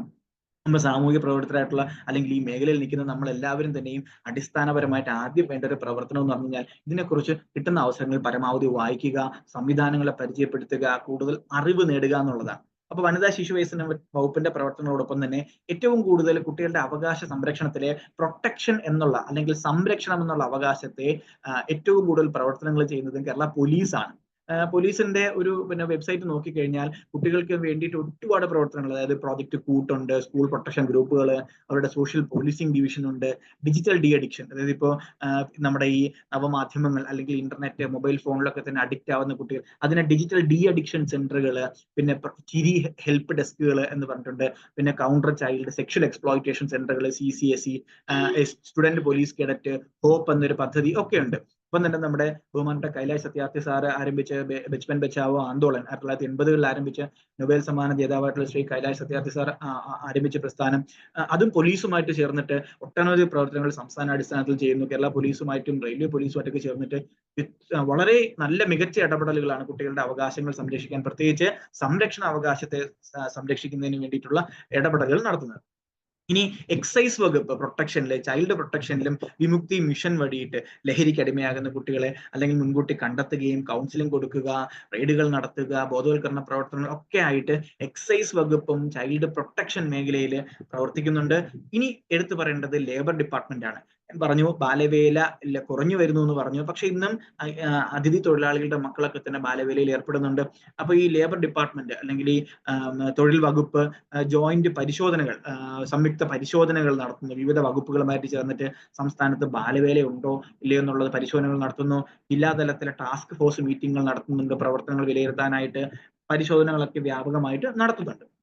ഇനി കുടുംബശ്രീയെ കുറിച്ച് പറയുകയാണെങ്കിൽ സംരക്ഷണം ആവശ്യമുള്ള കുട്ടികളുടെയും സ്ത്രീകൾക്കും വേണ്ടിയിട്ട് സ്നേഹിത എന്ന് പറഞ്ഞിട്ടുള്ള പ്രവർത്തനം നമുക്കൊക്കെ അറിയാവുന്നതാണ്. സ്നേഹിത പ്രവർത്തനങ്ങളുണ്ട്. പക്ഷെ ക്രൈമുകൾ നമ്മൾ പരിശോധിച്ചു കഴിഞ്ഞാൽ, ഇപ്പോഴും നമ്മൾ കഴിഞ്ഞ നവംബർ മാസത്തെ കണക്കുകൾ പരിശോധിച്ചു കഴിഞ്ഞാൽ കേസുകളുടെ എണ്ണം കൂടിക്കൊണ്ടിരിക്കുകയാണ്. 2023 വരെ മാത്രം 4000-ഓളം കേസുകളാണ് കുട്ടികളുടെ നേരെ ഉണ്ടായിട്ടുള്ളത് എന്നുള്ളതാണ്. പോക്സോ കേസുകൾ ഓരോ വർഷവും 2000-ന് മുകളിലാണ്, അല്ലെങ്കിൽ 2500-നും ഒക്കെ മുകളിലാണ് എന്നുള്ളതാണ് ആശങ്കജന ഉണ്ടാക്കുന്ന ഒരു കാര്യം എന്ന് പറഞ്ഞു കഴിഞ്ഞാൽ. ഞാൻ സംരക്ഷണ അവകാശത്തെ കുറിച്ച് പറഞ്ഞു. ഇനി നമ്മൾ അവസാനത്തെ അവകാശം, പാർട്ടിസിപ്പേഷൻ എന്നുള്ള പങ്കാളിത്ത അവകാശം. ഇത് വളരെ ശ്രദ്ധിക്കേണ്ട ഒരു കാര്യമാണ്. പാർട്ടിസിപ്പേഷൻ, കുട്ടികളുടെ പങ്കാളിത്തം പക്ഷേ എത്രത്തോളം ഉണ്ട് എന്നുള്ളതാണ്. UNCRC അല്ലെങ്കിൽ ഐക്യരാഷ്ട്രസഭയുടെ ഏറ്റവും പ്രധാനപ്പെട്ട ഒരു അവകാശമാണ് കുട്ടികളുടെ പങ്കാളിത്തം. പങ്കാളിത്തത്തിലൂടെ കുട്ടികളുടെ കഴിവുകളെ വർദ്ധിപ്പിക്കുക, കുട്ടികൾക്ക് അവസരം കൊടുക്കുക, അവരെ വളരുക, അതിലൂടെ അവർ വളരുക എന്നുള്ളതാണ് പ്രധാനമായിട്ട് ഈ അവകാശത്തിന്റെ ലക്ഷ്യം എന്ന് പറയുന്നത്. അതായത് പ്രവർത്തിക്കുവാനും ചിന്തിക്കുവാനുള്ള സ്വാതന്ത്ര്യം, അവ പ്രകടിപ്പിക്കുവാനുള്ള സ്വാതന്ത്ര്യം, അതിലൂടെ വളർച്ചയും പുരോഗതിയും കൈവരിക്കുക എന്നുള്ളതാണ് ഇതിന്റെ പ്രധാനപ്പെട്ട ലക്ഷ്യം എന്ന് പറയുന്നത്. പക്ഷേ ഒരുപക്ഷെ ഇന്നത്തെ കാലത്ത് നമ്മൾ പരിശോധിച്ചു കഴിഞ്ഞാൽ ഇന്ന് കുട്ടികളുടെ പങ്കാളിത്തം, ഇപ്പൊ ക്ലബ്ബുകളാവട്ടെ, വായനശാലകളാകട്ടെ, നമ്മൾ അംഗനവാടിയിൽ നടത്തുന്ന അഡോളസന്റ് ക്ലബ്ബുകളോ അല്ലെങ്കിൽ എന്തെങ്കിലും ക്ലാസ്സുകളിലാവട്ടെ, കുട്ടികളുടെ പങ്കാളിത്തം വളരെ കുറഞ്ഞു വരികയാണ്. ചോദിച്ചു കഴിഞ്ഞാൽ ട്യൂഷൻ ഉണ്ട് അല്ലെങ്കിൽ പിന്നെ എക്സ്ട്രാ ക്ലാസ് ഉണ്ട് എന്നൊക്കെ പറഞ്ഞ് പലപ്പോഴും മാറി നിൽക്കുന്നത് ഒരു തരത്തിൽ നോക്കിക്കാലും കാണാൻ സാധിക്കും. രണ്ടാമത് രക്ഷകർത്താക്കൾ വിടാത്തൊരു സാഹചര്യമുണ്ട്, സംശയദൃഷ്ടിയോടെ കാണുന്ന ഒരു സാഹചര്യം ഒക്കെ ഉണ്ട്. ഒരുപക്ഷെ നമ്മുടെയൊക്കെ ഒരു തലമുറ ഇത്തരം കൂട്ടായ്മകളിലൂടെ പങ്കെടുക്കുകയും അതിലൂടെയാണ് നമുക്ക് പല സോഷ്യൽ സ്കില്ലുകൾ കൈവരിക്കുകയും നമ്മളൊക്കെ സമൂഹത്തിൽ ഈ മേഖലയിൽ പ്രവർത്തിക്കുവാനുള്ള ഊർജ്ജം ലഭിക്കുകയും ചെയ്തു. പക്ഷെ ഇന്നത്തെ കുട്ടികൾ നമ്മളൊന്ന് പരിശോധിച്ചു കഴിഞ്ഞാൽ പഠനത്തിന് ശേഷം പരമാവധി ഡിജിറ്റൽ അഡിക്ഷനിലേക്ക് മാറിക്കൊണ്ടിരിക്കുകയാണ്. ടിവിയുടെയും മൊബൈൽ ഫോണോ ഇന്റർനെറ്റ് തുടങ്ങിയ മേഖലകളിലാണ് കുട്ടികൾ വ്യാപൃതരായിരിക്കുന്നത്. അപ്പൊ ഇവിടെയാണ് ഇടപെടേണ്ട ഏറ്റവും പ്രധാനപ്പെട്ട ഒരു കാര്യം എന്ന് പറഞ്ഞാൽ, ഇത്തരം ഡിജിറ്റലി അഡിക്റ്റഡ് ആയിട്ട് ആകുന്ന കുട്ടികളുടെ എണ്ണം കൂടുന്നു. അത് അവരുടെ പഠനത്തെ പിന്നെ സാരമായി ബാധിക്കുകയാണ്. മാർക്കുകൾ, ഗ്രേഡുകളൊക്കെ കുറയുന്ന സാഹചര്യമാണ് ഇപ്പൊ എല്ലാ സ്കൂളുകളിലും ചെന്ന് കഴിഞ്ഞാൽ നമുക്ക് കേൾക്കുന്ന സ്ഥിരം പരാതി എന്ന് പറയുന്നത്. ഒപ്പം തന്നെ സൈബർ ബുള്ളിങ്, ഡിജിറ്റൽ ഏരിയയിലുള്ള മൊബൈൽ ഫോണിലൂടെ, ഇന്റർനെറ്റിലൂടെ, വാട്സാപ്പിലൂടെ, ഫേസ്ബുക്കിലൂടെ, ഇൻസ്റ്റാഗ്രാമിലൂടെ ഒക്കെ തന്നെ കുട്ടികളെ ചൂഷണം ചെയ്യുന്ന സൈബർ ബുള്ളിങ് എന്ന് പറയുന്ന ഒരു പ്രവർത്തനം കൂടിക്കൊണ്ടിരിക്കുകയാണ്. ഇവിടെയും നമ്മൾ ഒരുപക്ഷെ നമുക്ക് എല്ലാ വകുപ്പുകളും, ആരോഗ്യ വകുപ്പ്, പോലീസ് വകുപ്പാവട്ടെ, വനിതാ ശിശു വികസന വകുപ്പാവട്ടെ, വിവിധ പ്രവർത്തനങ്ങൾ ഇതിനു വേണ്ടിയിട്ടൊക്കെ ചെയ്തുകൊണ്ടിരിക്കുകയാണ്. ഒപ്പം തന്നെ ഇപ്പൊ ശ്രദ്ധേയമായ ഒരു കാര്യം, ഒരുപക്ഷെ നമ്മൾ കഴിഞ്ഞ മാസങ്ങളിലൊക്കെ തന്നെ പഞ്ചായത്തുകളിൽ ബാലബാലിക സഭകൾ നടത്തിയിട്ടുണ്ട്, കൗമാര കൂട്ടങ്ങൾ നടത്തിയിട്ടുണ്ട്, പാർട്ടിസിപ്പേഷൻ ഉറപ്പുവരുത്താൻ വേണ്ടി ചെയ്യുന്ന പ്രവർത്തനങ്ങളാണ്. പക്ഷെ നമുക്കറിയാം ഇതിനകത്തൊക്കെ തന്നെയുള്ള കുട്ടികളുടെ പങ്കാളിത്തം കുറഞ്ഞു വരുന്നു എന്നുള്ളതാണ്. ഇനി കുട്ടികളെ പരമാവധി പങ്കെടുപ്പിക്കാനുള്ള ഒരു ശ്രമമാണ് നമ്മൾ ഇതിൽ നടത്തേണ്ടത്. ഞാൻ മുൻപ് സൂചിപ്പിച്ച സ്കൂളുകളിലെ ക്ലബ്ബുകളും 30-ൽ പരം ക്ലബ്ബുകളും കുട്ടികളുടെ പാർട്ടിസിപ്പേഷൻ എൻഷുർ ചെയ്യാൻ വേണ്ടിയിട്ടുള്ള പ്രവർത്തനങ്ങളാണ് ചെയ്യുന്നതെങ്കിൽ ഇന്നും പക്ഷേ കുട്ടികളുടെ താല്പര്യം എന്ന് പറഞ്ഞാൽ വളരെ കുറവാണ് ചില ഇത്തരം പ്രവർത്തനങ്ങളിൽ ഏർപ്പെടുക എന്നുള്ളത്. കുടുംബശ്രീയുടെ ബാലസഭകളും വളരെ മികച്ച ഉദാഹരണമായിരുന്നു ഒരു കാലഘട്ടത്തിൽ. പക്ഷെ ഇന്നും കുട്ടികൾ ബാലസഭയിലേക്ക് പോകുന്നതൊക്കെ തന്നെ കുറഞ്ഞു വരികയാണെന്നുള്ളതാണ്. കായിക യുവജനക്ഷേമ വകുപ്പ് കുട്ടികൾക്ക് വേണ്ടിയിട്ട് അവരുടെ പങ്കാളിത്തം ഉറപ്പുവരുത്തുന്നതിന് വേണ്ടിയിട്ട് ഒരുപാട് ക്ലബ്ബുകൾ സ്പോർട്സിന് വേണ്ടിയിട്ടൊക്കെ തന്നെ നടത്തുന്നുണ്ട്. ബാലാവകാശ സംരക്ഷണ കമ്മീഷന്, ഒപ്പം തന്നെ Kerala state council for child welfare, അമ്മത്തൊട്ടിലൊക്കെ നടത്തുന്ന ഈ ചൈൽഡ് വെൽഫെയർ കൗൺസിലും കുട്ടികളുടെ പാർട്ടിസിപ്പേഷൻ എൻഷുർ ചെയ്യാൻ വേണ്ടിയിട്ടുള്ള പ്രവർത്തനങ്ങളൊക്കെ നടത്തുന്നുണ്ട്. പക്ഷെ എന്നിരുന്നാലും വീണ്ടും ഞാൻ പറയുകയാണ്, പാർട്ടിസിപ്പേഷൻ എവിടെയോ ഒക്കെയോ കുറഞ്ഞു പോകുന്നുണ്ട് എന്നുള്ളതാണ്. ഒരുപക്ഷെ ക്ലബ്ബുകളുടെ എണ്ണവും ഒക്കെ തന്നെ ഇപ്പൊ ബാലസഭ, കുടുംബശ്രീ ബാലസഭകളുടെ എണ്ണം പറയുകയാണെങ്കിൽ കേരളത്തിൽ 31,000 ബാലസഭകൾ ഉണ്ട് എന്നുള്ളതാണ് കുടുംബശ്രീയുടെ കണക്കുകൾ സൂചിപ്പിക്കുന്നത്. ഇവിടെ മൊത്തം, അതായത് കേരളം മൊത്തം 4,60,000-ഓളം കുട്ടികൾ ബാലസഭയിലെ അംഗങ്ങളാണ് എന്നുള്ളതാണ്. അതായത് 2,13,000 ആൺകുട്ടികളും 2,46,000 പെൺകുട്ടികളും അടങ്ങുന്ന വലിയൊരു ഗ്രൂപ്പാണ് കുടുംബശ്രീ ബാലസഭയ്ക്കകത്ത്. പക്ഷെ എവിടെയോ എന്തോ ഈ കുട്ടികളുടെ പങ്കാളിത്തം പല മേഖലകളിലും കുറഞ്ഞു വരികയാണെന്നുള്ളതാണ്. ഒപ്പം നമ്മളെ Kerala state youth welfare board, യുവജനക്ഷേമ വകുപ്പിന് കീഴില് ഫ്ളാറ്റുകളിൽ വേണ്ടിയിട്ട് ക്ലബ്ബുകൾ, ഫ്ളാറ്റുകൾ ഇപ്പോൾ കേരളം വ്യാപകമായിട്ടൊരു അർബനൈസ്ഡ് ആയിട്ടുള്ള, അല്ലെങ്കിൽ ഒരു നഗരവൽക്കരണത്തിലേക്ക് പൊയ്ക്കൊണ്ടിരിക്കുകയാണ്. ഗ്രാമ നഗര വ്യത്യാസമില്ലാതെ കേരളം ഒരുപക്ഷെ നഗരമായിക്കൊണ്ടിരിക്കുകയാണ് എല്ലാ പ്രദേശങ്ങളും. അപ്പൊ ഇവിടെ ഫ്ളാറ്റുകൾ കൂടിക്കൊണ്ടിരിക്കുകയാണ്. ഇവിടെ പിന്നെ കേരള സ്റ്റേറ്റ് യൂത്ത് വെൽഫെയർ ബോർഡിന് കീഴിൽ ഫ്ളാറ്റുകളിൽ പോലും കുട്ടികൾ ഒരുമിച്ച് കൊണ്ടുവരാനായിട്ട് ഫ്ളാറ്റ് ക്ലബ്സ് എന്ന് പറഞ്ഞിട്ട് അവർ നടത്തുന്നുണ്ട്. കൃഷിക്ക് വേണ്ടിയിട്ട് അഗ്രികൾച്ചറൽ ക്ലബ്ബ് നടത്തുന്നുണ്ട്. യെസ് ക്ലബ്ബ് എന്ന് പറഞ്ഞിട്ട്, അതായത് ബുദ്ധിപരമായിട്ടുള്ള വെല്ലുവിളികൾ ഏർപ്പെടുന്ന കുട്ടികൾക്ക് വേണ്ടിയിട്ടുള്ള ക്ലബ്ബുകൾ, പിന്നെ അങ്ങനെ LGBTQI+ വിഭാഗങ്ങൾക്ക് വേണ്ടിയിട്ടുള്ള മാരിവൽ ക്ലബ്ബുകൾ ഇതൊക്കെയും നടക്കുന്നുണ്ട്. പക്ഷെ എവിടെയോ ഞാൻ പറഞ്ഞതുപോലെ പാർട്ടിസിപ്പേഷനിലും കുട്ടികളുടെ പങ്കാളിത്തം ഇത്തരം ഇടപെടലുകളിൽ കുറഞ്ഞു വരികയാണ് എന്നുള്ളതാണ്. ഈ അവസരത്തിൽ ഇനി എനിക്ക് അടുത്ത ഇതുമായി ബന്ധപ്പെട്ട് പറയാനുള്ള അടുത്തൊരു പ്രധാനപ്പെട്ട കാര്യം, ഒരുപക്ഷെ നമ്മൾ കുട്ടികളുടെ അവകാശങ്ങളുമായി ചർച്ച ചെയ്തുകൊണ്ടിരിക്കുമ്പോഴും കഴിഞ്ഞ ഒരു 10 അല്ലെങ്കിൽ 2000 തൊട്ട് നമ്മൾ കേട്ടുകൊണ്ടിരിക്കുന്ന 2 പ്രധാനപ്പെട്ട വാക്കുകൾ, ഒന്ന് 2000 തൊട്ട് 2015 വരെ കേട്ടുകൊണ്ടിരുന്നതാണ് സഹസ്രാബ്ദ വികസന ലക്ഷ്യങ്ങൾ, മില്ലേനിയം ഡെവലപ്മെന്റ് ഗോൾസ്, MDG. 2015 കഴിഞ്ഞതിന് ശേഷം ഇപ്പൊ 2015 തൊട്ട് 2030 വരെ സുസ്ഥിര വികസന ലക്ഷ്യങ്ങളുടെ കാലഘട്ടമാണ്. SDG എന്ന് പറയും. SDG 17ഓളം ലക്ഷ്യങ്ങളാണ് ആഗോളതലത്തില് ഓരോ രാജ്യങ്ങൾക്കും ഉള്ളത്. അത് ആ മേഖലകളിലൊക്കെ തന്നെ ഓരോ രാജ്യവും പുരോഗതികൾ കൈവരിക്കുന്നതിന് വേണ്ടിയിട്ടാണ്. ഇതിൽ ഏറ്റവും പ്രധാനമായിട്ട് നമ്മൾ ശ്രദ്ധിക്കേണ്ട ഒരു കാര്യം, ഈ സുസ്ഥിര വികസന ലക്ഷ്യങ്ങളിലെ 17 ലക്ഷ്യങ്ങളിലും കുട്ടികളുമായി ബന്ധപ്പെട്ട്, കുട്ടികളുടെ ജീവിതവുമായി ബന്ധപ്പെട്ട എല്ലാ ലക്ഷ്യങ്ങളും ഒന്നല്ലെങ്കിൽ വേറൊരു തരത്തില് ബന്ധപ്പെട്ട് കിടക്കുന്നു എന്നുള്ളതാണ്. അതിൽ ഏറ്റവും പ്രധാനപ്പെട്ട ഒന്നാമത്തെ ലക്ഷ്യം എന്ന് പറഞ്ഞു കഴിഞ്ഞാൽ ദാരിദ്ര്യം ഇല്ലാതാക്കുക. അത് കുട്ടികളുടെ ജീവിതവുമായിട്ട് കൂടി ബന്ധപ്പെട്ട് കിടക്കുന്നതാണ്. രണ്ടാമത് പോവർട്ടി, വിശപ്പ് രഹിതമായ ഒരു ലോകം, ഭക്ഷണം ക്ഷാമം ഉണ്ടാകാതെ വിശപ്പ് ഒഴിവാക്കുക എന്നുള്ളത്. മൂന്നാമത്തത് ആരോഗ്യമാണ്, മികച്ച ആരോഗ്യവും ക്ഷേമവും എന്നുള്ളത്. ഇതും കുട്ടികളുമായി ബന്ധപ്പെട്ട് കിടക്കുന്ന ഏറ്റവും പ്രധാനപ്പെട്ട ലക്ഷ്യമാണ്. നാലാമത്തത് മികച്ച വിദ്യാഭ്യാസത്തെക്കുറിച്ച്. വിദ്യാഭ്യാസ സംവിധാനങ്ങൾ നമ്മുടെ രാജ്യത്ത്, നമ്മുടെ സംസ്ഥാനത്തുണ്ട്. ഒരുപക്ഷെ നമ്മൾ ഒന്ന് പുറത്തേക്ക് ഇറങ്ങി ഒരു 2 കിലോമീറ്റർ ചുറ്റളവിൽ നടന്നു കഴിഞ്ഞാൽ നമുക്ക് ചുറ്റാകെ നോക്കിക്കഴിഞ്ഞാൽ തന്നെ നമുക്ക് എത്തിച്ചേരാൻ പറ്റുന്ന രീതിയിൽ ഒരുപാട് സ്കൂളുകളുണ്ട്. പക്ഷെ ഒരുപക്ഷെ നമ്മുടെ ആദിവാസി മേഖലകൾ നമ്മൾ പരിശോധിച്ചു കഴിഞ്ഞാൽ ഒരുപക്ഷെ ആ മേഖലകളിലാണ് നമുക്ക് ഇപ്പോഴും വളരെ കുറവ് എന്ന് പറയാം. പക്ഷെ എന്നിരുന്നാൽ പോലും മോഡൽ റെസിഡൻഷ്യൽ സ്കൂളുകളൊക്കെ സർക്കാരിന്റെ കീഴിൽ പ്രവർത്തിക്കുന്നുണ്ട്. ഒരുപക്ഷെ ആദിവാസി ഊരുകളിലെ കുട്ടികളൊക്കെ തന്നെ അട്ടപ്പാടിയിലെ ഒരു പാലക്കാട് ജില്ലയിൽ അട്ടപ്പാടിയെ നോക്കുകയാണെങ്കിൽ 192 ഊരുകളിലായിട്ട്, ഷോളയൂരും അഗളിയും പുതൂരും പഞ്ചായത്തുകളിലായിട്ട് 192 ഊരുകളുണ്ട്. മുതുകരും കുറുമ്പരും വിരളരും ചേർന്ന് താമസിക്കുന്ന പ്രദേശങ്ങൾ. ഇവിടുത്തെ കുട്ടികളൊക്കെ തന്നെയും എല്ലാം മോഡൽ റെസിഡൻഷ്യൽ സ്കൂളുകളിലൊക്കെ തന്നെയാണ്. അപ്പം അങ്ങനെയൊക്കെയുള്ള സംവിധാനങ്ങളൊക്കെ തന്നെയും സർക്കാർ എസ്റ്റാബ്ലിഷ് ചെയ്തിട്ടുണ്ട്. പക്ഷെ ചില പ്രദേശങ്ങളിലൊക്കെ തന്നെ നമുക്ക് അങ്ങനെയുള്ള ചില പോരായ്മകളും പ്രശ്നങ്ങളും കാണാൻ സാധിക്കും എന്നുള്ളതാണ്. പിന്നെ അഞ്ചാമത്തെ ജെൻഡർ ഇക്വാലിറ്റിയാണ്, തുല്യതയെ കുറിച്ചിട്ട്, ലിംഗനീതി, തുല്യതയൊക്കെയും. ആറാമത്തത് സുസ്ഥിര വികസന ലക്ഷ്യങ്ങളിൽ ആരോഗ്യവും ശുദ്ധജലവും ശുചിത്വത്തെ കുറിച്ചാണ്. ഇതെല്ലാം തന്നെയും ഒരുപക്ഷെ ഏകദേശം ഈ 17 ലക്ഷ്യങ്ങളിലും ഭൂരിഭാഗം ലക്ഷ്യങ്ങളും കുട്ടികളുടെ അവകാശങ്ങളുമായി ചേർന്ന് നിൽക്കുന്ന ലക്ഷ്യങ്ങളാണ്. അപ്പൊ ഇതിന്റെ തുടർച്ചയായിട്ട് കാരണം ഈ വരുന്ന 6 വർഷം അല്ലെങ്കിൽ 5 വർഷം കൂടെയാണ് ഈ സുസ്ഥിര വികസന ലക്ഷ്യങ്ങളുടെ അവസാനത്തെ ഒരു 5 വർഷ കാലഘട്ടം എന്ന് പറയുന്നത്. അപ്പോൾ നമ്മൾ ഇനി കൂടുതൽ കേൾക്കാൻ പോകുന്നതാണ് ഈ സുസ്ഥിര വികസന ലക്ഷ്യങ്ങളെ കുറിച്ചിട്ട്.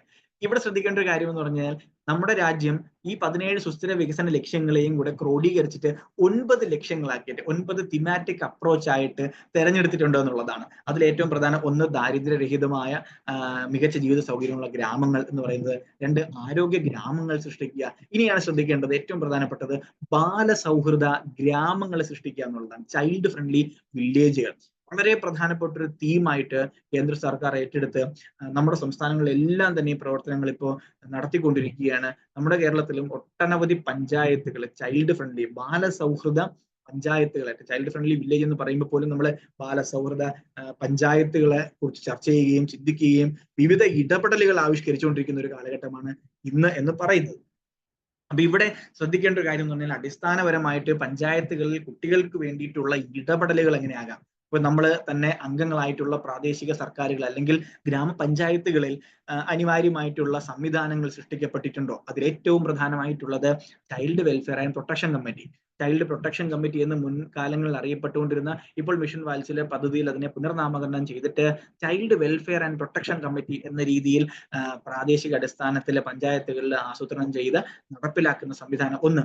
രണ്ടാമത് ചൈൽഡ് റിസോഴ്സ് സെന്ററുകളും ചൈൽഡ് അഡ്വൈസറി ബോർഡുകളും, അതായത് CAB ചൈൽഡ് അഡ്വൈസറി ബോർഡ്. കുട്ടികളുടെ മേഖലയിൽ ഇടപെടലുകൾക്ക് വേണ്ട നിർദ്ദേശവും നൽകുക, പഞ്ചായത്തിന് നൽകുക, ഗവേഷണങ്ങൾ നടത്തുക തുടങ്ങിയവയാണ് ചൈൽഡ് അഡ്വൈസറി ബോർഡിന്റെ പ്രവർത്തനം. ചൈൽഡ് റിസോഴ്സ് സെന്റർ കുട്ടികൾക്ക് വേണ്ടിയിട്ടുള്ള ഒരു 1 സ്റ്റോപ്പ് സെന്റർ ആയിട്ട് പ്രവർത്തനങ്ങൾക്ക് വേണ്ട നിർദ്ദേശം നൽകുക, പുരോഗതികൾ വിലയിരുത്തുക, കുട്ടികളുമായി ബന്ധപ്പെട്ട വിവിധ സൂചകങ്ങളെ പരിശോധിച്ചിട്ട് പഞ്ചായത്തിന് വേണ്ട നിർദ്ദേശം നൽകുക. ഓക്കെ, ഇനി മൂന്നാമത്തത് ചൈൽഡ് വെൽഫെയർ പ്രൊട്ടക്ഷൻ കമ്മിറ്റി. അപ്പൊ ഇതൊക്കെ അടിസ്ഥാനപരമായിട്ടും എല്ലാ പഞ്ചായത്തുകളിലും കുട്ടികളുടെ സംരക്ഷണത്തിന് വേണ്ടിയിട്ട് അല്ലെങ്കിൽ കുട്ടികളുടെ അവകാശങ്ങൾ സംരക്ഷിക്കുന്നതിന് വേണ്ടിയിട്ട് ഉണ്ടാകേണ്ട വ്യത്യസ്തമായിട്ടുള്ള സംവിധാനങ്ങളാണ്. ഇനി ഈ അവസരത്തിൽ നമ്മൾ മനസ്സിലാക്കേണ്ട അടുത്തൊരു പ്രധാനപ്പെട്ട കാര്യം കൂടെയുണ്ട്. ഒരുപക്ഷെ നമ്മളൊക്കെ തന്നെ വിവിധങ്ങളായിട്ടുള്ള പ്രശ്നങ്ങൾ കുട്ടികളുടെ മേഖലയിൽ കണ്ടുവരുന്നതാണ്. നമുക്ക് ഈ പ്രശ്നങ്ങളെയൊക്കെ തന്നെ നമുക്കൊരു ഫ്രെയിം വർക്കിലേക്ക് കൊണ്ടുവരാൻ സാധിക്കണം. വളരെ വിശാലമായിട്ട് ഒരുപാട് പ്രശ്നങ്ങളുണ്ട്. ഇവയെ നമ്മൾ പലപ്പോഴും പരത്തിയാണ് പറയാറുള്ളത്. ഇവയെ നമുക്കൊരു കോമൺ ആയിട്ട് ഒരു ക്രോഡീകരിക്കത്തക്ക രീതിയിൽ പൊതുവെ നമുക്ക് 7 പ്രശ്നങ്ങൾ എന്നുള്ള രീതിക്ക് നമുക്ക് ഇവയെ കൊണ്ടുവരാൻ സാധിക്കും. അതായത് അത് ഓർത്തിരിക്കാൻ ഒരു സൂത്രവാക്യം കൂടെ ഞാനത് പറഞ്ഞുതരാം. PEST എന്നുള്ള രീതിക്ക് നമുക്ക് ഓർത്തിരിക്കാം. പെസ്റ്റ് എന്ന് പറഞ്ഞത്. അപ്പൊ പെസ്റ്റ് എന്ന് പറഞ്ഞു കഴിഞ്ഞാൽ നമ്മുടെ കളകൾ കൃഷികളെയൊക്കെ തന്നെ ബാധിക്കുന്ന കീടങ്ങളെയാണ് നമ്മുടെ പെസ്റ്റ് എന്ന് പറയുന്നത്. അതൊരു കുട്ടികളുടെ ജീവിതത്തെ ബാധിക്കുന്ന, കുട്ടികളുടെ അവകാശങ്ങളെ ഹനിക്കുന്ന പ്രവർത്തനങ്ങളെ അല്ലെങ്കിൽ അവസ്ഥകളെ നമുക്ക് പെസ്റ്റ് എന്ന് പറഞ്ഞിട്ട് ക്രോഡീകരിക്കാം. ഇതിൽ ഏറ്റവും പ്രധാനപ്പെട്ട P കഴിഞ്ഞിട്ട് E തന്നെ 4 എണ്ണം, അതായത് PE4ST എന്ന് ഓർത്തിരുന്നാലും എളുപ്പമായിരിക്കും. അല്ലെങ്കിൽ ചുരുക്കി പറഞ്ഞ പെസ്റ്റ് എന്ന് ഓർത്തിരിക്കുക. അതിൽ ഒന്നാമത്തത് ഫിസിക്കൽ ആയിട്ടുള്ള വൾണറബിലിറ്റികൾ. അപ്പൊ ഞാൻ ഈ പറഞ്ഞു വരുന്നത് കുട്ടികളുടെ ജീവിതത്തെ അല്ലെങ്കിൽ അവകാശങ്ങളെ ബാധിക്കുന്ന പ്രധാനപ്പെട്ട അപകടാവസ്ഥകൾ അല്ലെങ്കിൽ അപായാവസ്ഥകളാണ്. അപ്പൊ പെസ്റ്റില് P ഫിസിക്കൽ ആയിട്ടുള്ള വൾണറബിലിറ്റികൾ, ശാരീരികമായിട്ടുള്ള ബുദ്ധിമുട്ടുകൾ അല്ലെങ്കിൽ അപായാവസ്ഥകൾ. അടുത്ത E തന്നെ 4 എണ്ണമുണ്ട്. അതിൽ ഒന്നാമത്തത് എഡ്യൂക്കേഷണൽ, വിദ്യാഭ്യാസപരമായിട്ടുള്ള വൾണറബിലിറ്റികൾ. എഡ്യൂക്കേഷണൽ വൾണറബിലിറ്റികൾ, സ്കൂളിൽ പോകാൻ സാധിക്കുന്നുണ്ടോ, ചിലപ്പോൾ പോകുന്നില്ലായിരിക്കും, പഠനത്തിന് എന്തെങ്കിലും പ്രശ്നമുണ്ടോ, പിന്നോക്കം നിൽക്കുന്നുണ്ടോ, പഠന വൈകല്യമുണ്ടോ, സ്കൂളിൽ എന്തെങ്കിലും പ്രശ്നമുണ്ടോ, സ്കൂളിലേക്ക് പോകുന്ന യാത്രാ സംബന്ധമായ പ്രശ്നം, ഇതൊക്കെ തന്നെയും എഡ്യൂക്കേഷണൽ വൾണറബിലിറ്റിയിൽ വരുന്നതാണ്. വിദ്യാഭ്യാസപരമായിട്ടുള്ള വൾണറബിലിറ്റികൾ. ഇനി ഈ തന്നെ അടുത്ത ഇ എന്ന് പറയുമ്പോൾ എക്കണോമിക് ആയിട്ടുള്ള വൾണറബിലിറ്റികൾ, സാമ്പത്തികമായ പ്രശ്നങ്ങൾ. ഒരുപക്ഷെ വീട്ടിലെ സാമ്പത്തികമായിട്ട് പിന്നോക്കം നിൽക്കുന്ന അവസ്ഥ കുട്ടികളുടെ പഠനത്തെ, കുട്ടികളുടെ നിത്യജീവിതത്തെ ബാധിക്കുന്ന സാഹചര്യം. അപ്പൊ അങ്ങനെയുള്ള എക്കണോമിക് ആയിട്ടുള്ള പ്രശ്നങ്ങൾ, വൾണറബിലിറ്റി എന്താണെന്ന് നമ്മൾ മനസ്സിലാക്കണം. അടുത്ത ഇ എന്ന് പറഞ്ഞു കഴിഞ്ഞാൽ എൻവയോൺമെന്റൽ വൾണറബിലിറ്റി ആണ്. അത് ഇന്നത്തെ കാലത്ത് നമ്മൾ കൂടുതൽ ചർച്ച ചെയ്യപ്പെട്ടുകൊണ്ടിരിക്കുന്ന ഒരു വൾണറബിലിറ്റി എന്ന് വേണമെങ്കിൽ പറയാം. പരിസ്ഥിതി എങ്ങനെ കുട്ടികളെ പ്രതികൂലമായിട്ട് ബാധിക്കുന്നു. നമുക്കറിയാം, കാലാവസ്ഥാ വ്യതിയാനം കഴിഞ്ഞ വർഷങ്ങളായിട്ട് ഇപ്പൊ കേരളത്തിൽ പല സമയത്ത് പല രീതിക്ക് ബാധിച്ചുകൊണ്ടിരിക്കുകയാണ്. കാലം തെറ്റിയുള്ള മഴ, നിർത്താതെയുള്ള മഴ, അല്ലെങ്കിൽ ഒരു സമയത്ത് ചൂട് കൂടിക്കൊണ്ടിരിക്കുന്ന, പ്രത്യേകിച്ച് പാലക്കാട് നിന്നുള്ള കൂടുതൽ ആളുകളുള്ളപ്പോൾ നിങ്ങളടുത്ത് എനിക്ക് ആ ചൂടിനെ കുറിച്ച് പറയേണ്ട ഒരു ആവശ്യമില്ല. കാര്യം നമ്മൾ ആ കാലാവസ്ഥാ വ്യതിയാനം നമ്മൾ ഫേസ് ചെയ്തുകൊണ്ടിരിക്കുന്ന ആളുകളാണ്. ഏറ്റവും കൂടുതൽ ചൂട് നമ്മൾ പാലക്കാടൊക്കെ നമ്മൾ രേഖപ്പെടുത്തിയിട്ടുള്ള ഒരു കാലഘട്ടമാണ് കഴിഞ്ഞ വർഷങ്ങളൊക്കെ നമ്മൾ കടന്നുപോയത്. അപ്പോൾ പരിസ്ഥിതി സംബന്ധമായിട്ടുള്ള പ്രശ്നങ്ങൾ കുട്ടികളെ എങ്ങനെ ബാധിക്കുന്നു എന്നുള്ളത്. അപ്പൊ നമുക്കിപ്പോ വയനാട് നമ്മുടെ മുൻപാകെയുള്ള ഒരു റീസെന്റ് ആയിട്ടുള്ള ഒരു പ്രശ്നം, അല്ലെങ്കിൽ ഒരു വിഷമാവസ്ഥയാണ്. അല്ലെങ്കിൽ കഴിഞ്ഞ 2015 തൊട്ട് നമ്മൾ ഇങ്ങോട്ട് ആലോചിച്ച് കഴിഞ്ഞാൽ ഓഖി, അല്ലെങ്കിൽ പ്രളയം, അങ്ങനെ തുടങ്ങി ഓരോ വർഷവും പരിസ്ഥിതി സംബന്ധമായിട്ട് ഒട്ടനവധി പ്രശ്നങ്ങൾ കുട്ടികൾ ഫേസ് ചെയ്യുന്നുള്ളതാണ്. ഇനി ഏറ്റവും അവസാനത്തെ ഈ ഇമോഷണൽ. അപ്പൊ എഡ്യൂക്കേഷണൽ പറഞ്ഞു, എക്കണോമിക് പറഞ്ഞു, എൻവയോൺമെന്റൽ പറഞ്ഞു. അടുത്തത് ഇമോഷണൽ, മാനസികമായ വൈകാരികമായിട്ടുള്ള പ്രശ്നങ്ങൾ കുട്ടികൾ ഫേസ് ചെയ്യുന്നത്. അപ്പൊ പി 4 ഇകളും അടുത്തത് പിന്നെ അതൊന്ന് വൃത്തിയാക്കി സാമൂഹികമായിട്ടുള്ള വൾണറബിലിറ്റികൾ കുട്ടികൾ ഫേസ് ചെയ്യുന്നത്. ഒപ്പം തന്നെ ടെക്നിക്കൽ, ഏറ്റവും അവസാനത്തത് ഇന്നത്തെ ലോകം ഏറ്റവും കൂടുതൽ ചർച്ച ചെയ്യപ്പെടുന്ന, കുട്ടികളുടെ മേഖലയിൽ ചർച്ച ചെയ്യപ്പെടുന്ന ഏറ്റവും പ്രധാനപ്പെട്ട ഒരു വിഷയമായിട്ട് നമ്മൾ മനസ്സിലാക്കേണ്ടത് ടെക്നിക്കൽ വൾണറബിലിറ്റി, സാങ്കേതികമായിട്ടുള്ള അപകടാവസ്ഥകൾ അല്ലെങ്കിൽ അപായാവസ്ഥകൾ. മൊബൈൽ ഫോൺ മിസ്യൂസ് ആവട്ടെ, ഇന്റർനെറ്റ് അഡിക്ഷൻ ആവട്ടെ. ഒന്ന് പറഞ്ഞുതരാമോ? എന്താ മാഡം? അതിലെ ഞാൻ അത് കേട്ടില്ല, ഇടയ്ക്ക് എന്തോ ഓക്കെ. എസ്, സോഷ്യൽ വൾണറബിലിറ്റി, സാമൂഹികമായി. അപ്പൊ ഞാനത് ഒന്നുകൂടെ റിപ്പീറ്റ് ചെയ്യാം. ഞാൻ പറഞ്ഞു, നമ്മുടെ പ്രാദേശിക തലത്തിലെ പ്രശ്നങ്ങളെ നമ്മൾ ഇങ്ങനെ കാറ്റഗറൈസ് ചെയ്തിട്ട് ഇടപെടാൻ നമുക്ക് സാധിക്കുമെങ്കിൽ നന്നായിരിക്കും. ഒന്ന് ഫിസിക്കൽ, ഒന്നാമത്തത് ഫിസിക്കൽ വൾണറബിലിറ്റി.